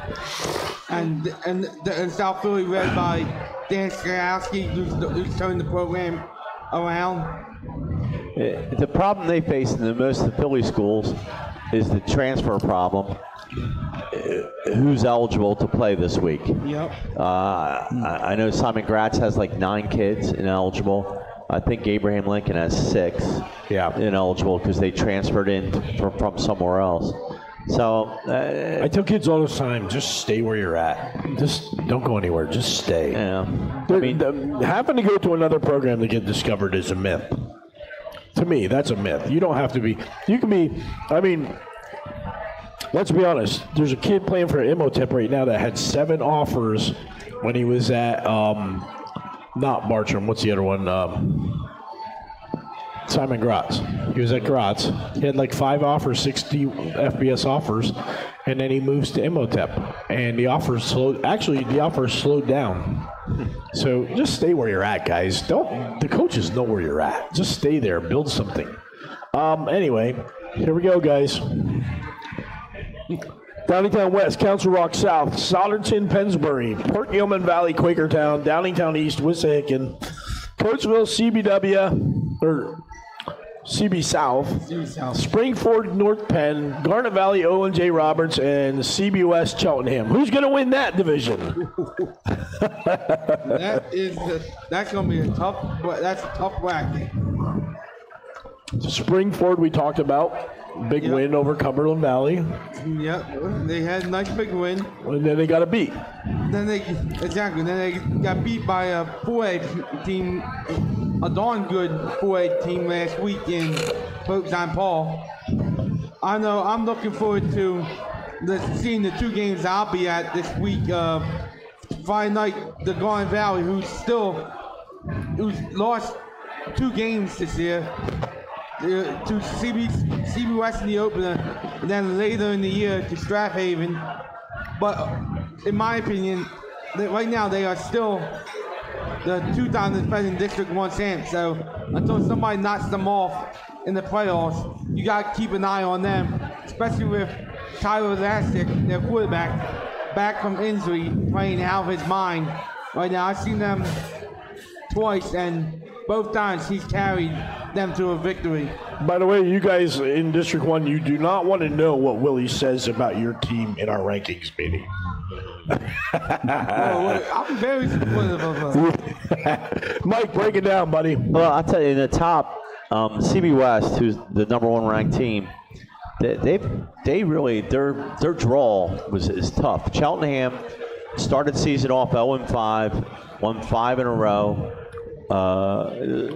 Their coach has done a great job taking that team, putting them together. Their quarterback is dynamic. He is fast, and he can run, and he can throw the ball. The running back, as good as any running back in the state. Very athletic. They're very athletic. They're very pedestrian. Their line is very. I got to see them play against Port Gilman. Very, very solid football team, and they do what CBW has been doing for years. They just punch you right in the mouth. Yeah. Well, and CB West, they're not your grandfather's CB West. They run the ball a lot, but they also they spread it out a little more. They throw the ball a little bit more than the glory days. But they're back. And then in the second round, if Garnet Valley gets through Owen J. Roberts, which is a great matchup, it'll be the 4th time CB West has played Garnet Valley in 14 months. I mean, that's no treat. And a close game in the regular season, too. Yeah, close game in the regular season. Garnet Valley is, you're famous for saying, only has 2 losses to a team not named St. Joe. Well, except for this year, they had 2 losses in the previous 3 years. Yeah, the team's not named St. Joe's. So good football team. CB South, Coatesville, we talked about. Springford, North Penn. I don't think Springford is going to have much problem with North Penn. Matt Zollers is playing out of his mind at quarterback, doing a great job. And Downingtown East and Wissahickon. Wissahickon should be a skid mark for Downingtown East. On their way to the next round, which is Port Gilman Valley. That's what they said in 2012 when Downingtown East was the number 1 team in the state and lost to Wissahickon in their first round. All right, Port Gilman Valley, Quakertown. I've seen Port Gilman Valley against Downtown West early on. I think they should win that game. But I think it's going to be a little close. But they still in my mind, Port Gilman Valley didn't develop the way I thought they were going to develop this year. I understand Port Gilman Valley lost their starting quarterback at some point. I think in the Springford game, my understanding is that starting quarterback got injured and has been out and will be out for the foreseeable future. All right, let's talk about a team that not enough people are talking about, Solderton. Solderton 10-0. They're lace it up. Here we go, downhill, coming at you. That's the way they play. That's the way they've always played. They've been a constant in District 1 playoffs for the last 15 years. Their coach, very good coach, been around forever, knows what he's doing. They're a really good team. They remind me of the old Suburban One League. They're like an old Suburban One League team. You know, they played a 4-4 defense, cover 3, get downhill after you. They're a really good team and an interesting seeding for them too. To get, you know, the Pennsbury team they're familiar with, and then in the second round, who knows? But they're a good team. It's going to be an interesting round. I know everybody's out there, they're just looking at the brackets right now, but believe me, we are in the background, and we're right here live at Magerks, so and I thank you. We broke the brackets down, guys. We broke them down like I guarantee you nobody broke those brackets down the way this gang right here did. Our staff at PA Football News has an incredible deep football mind. So there you have it. There are the brackets. Anybody want to take a stab at who's going to Cumberland Valley in 6A? Willie? St. Joe's? I think. Who are they going to play, Matt? I think Manheim Township gets over the hump this year. They beat Harrisburg. If Harrisburg's out there in the playoffs, I'd love to see Manheim Township play Pittsburgh Central Catholic. I'm going to go with piggyback off Matt and call it a Manheim Township St. Joe's Prep State Final. All right, there you have it. Willie called it, man. The Zips, the Streaks, and Prep. Here we go. So anyway, that's the Bracket Breakdown Show. I want to thank Matt Ortega and Coatesville for being on the show. I want to thank Brett Myers for coming down from Twin Valley and having his players on the show tonight. And I want to thank you, the people who watch our show, for being such great fans of PA Football News. You, among the millions, are what we do this for and why we do this. Right now, I would just say, please, if you get a chance, go out and watch a high school football game this weekend. It may be the last one that team plays. For my staff here at PA Football News, thanks for tuning in. This was the State of PA Football. Thanks to Magerks for hosting us. We'll see you again next week, somewhere, sometime.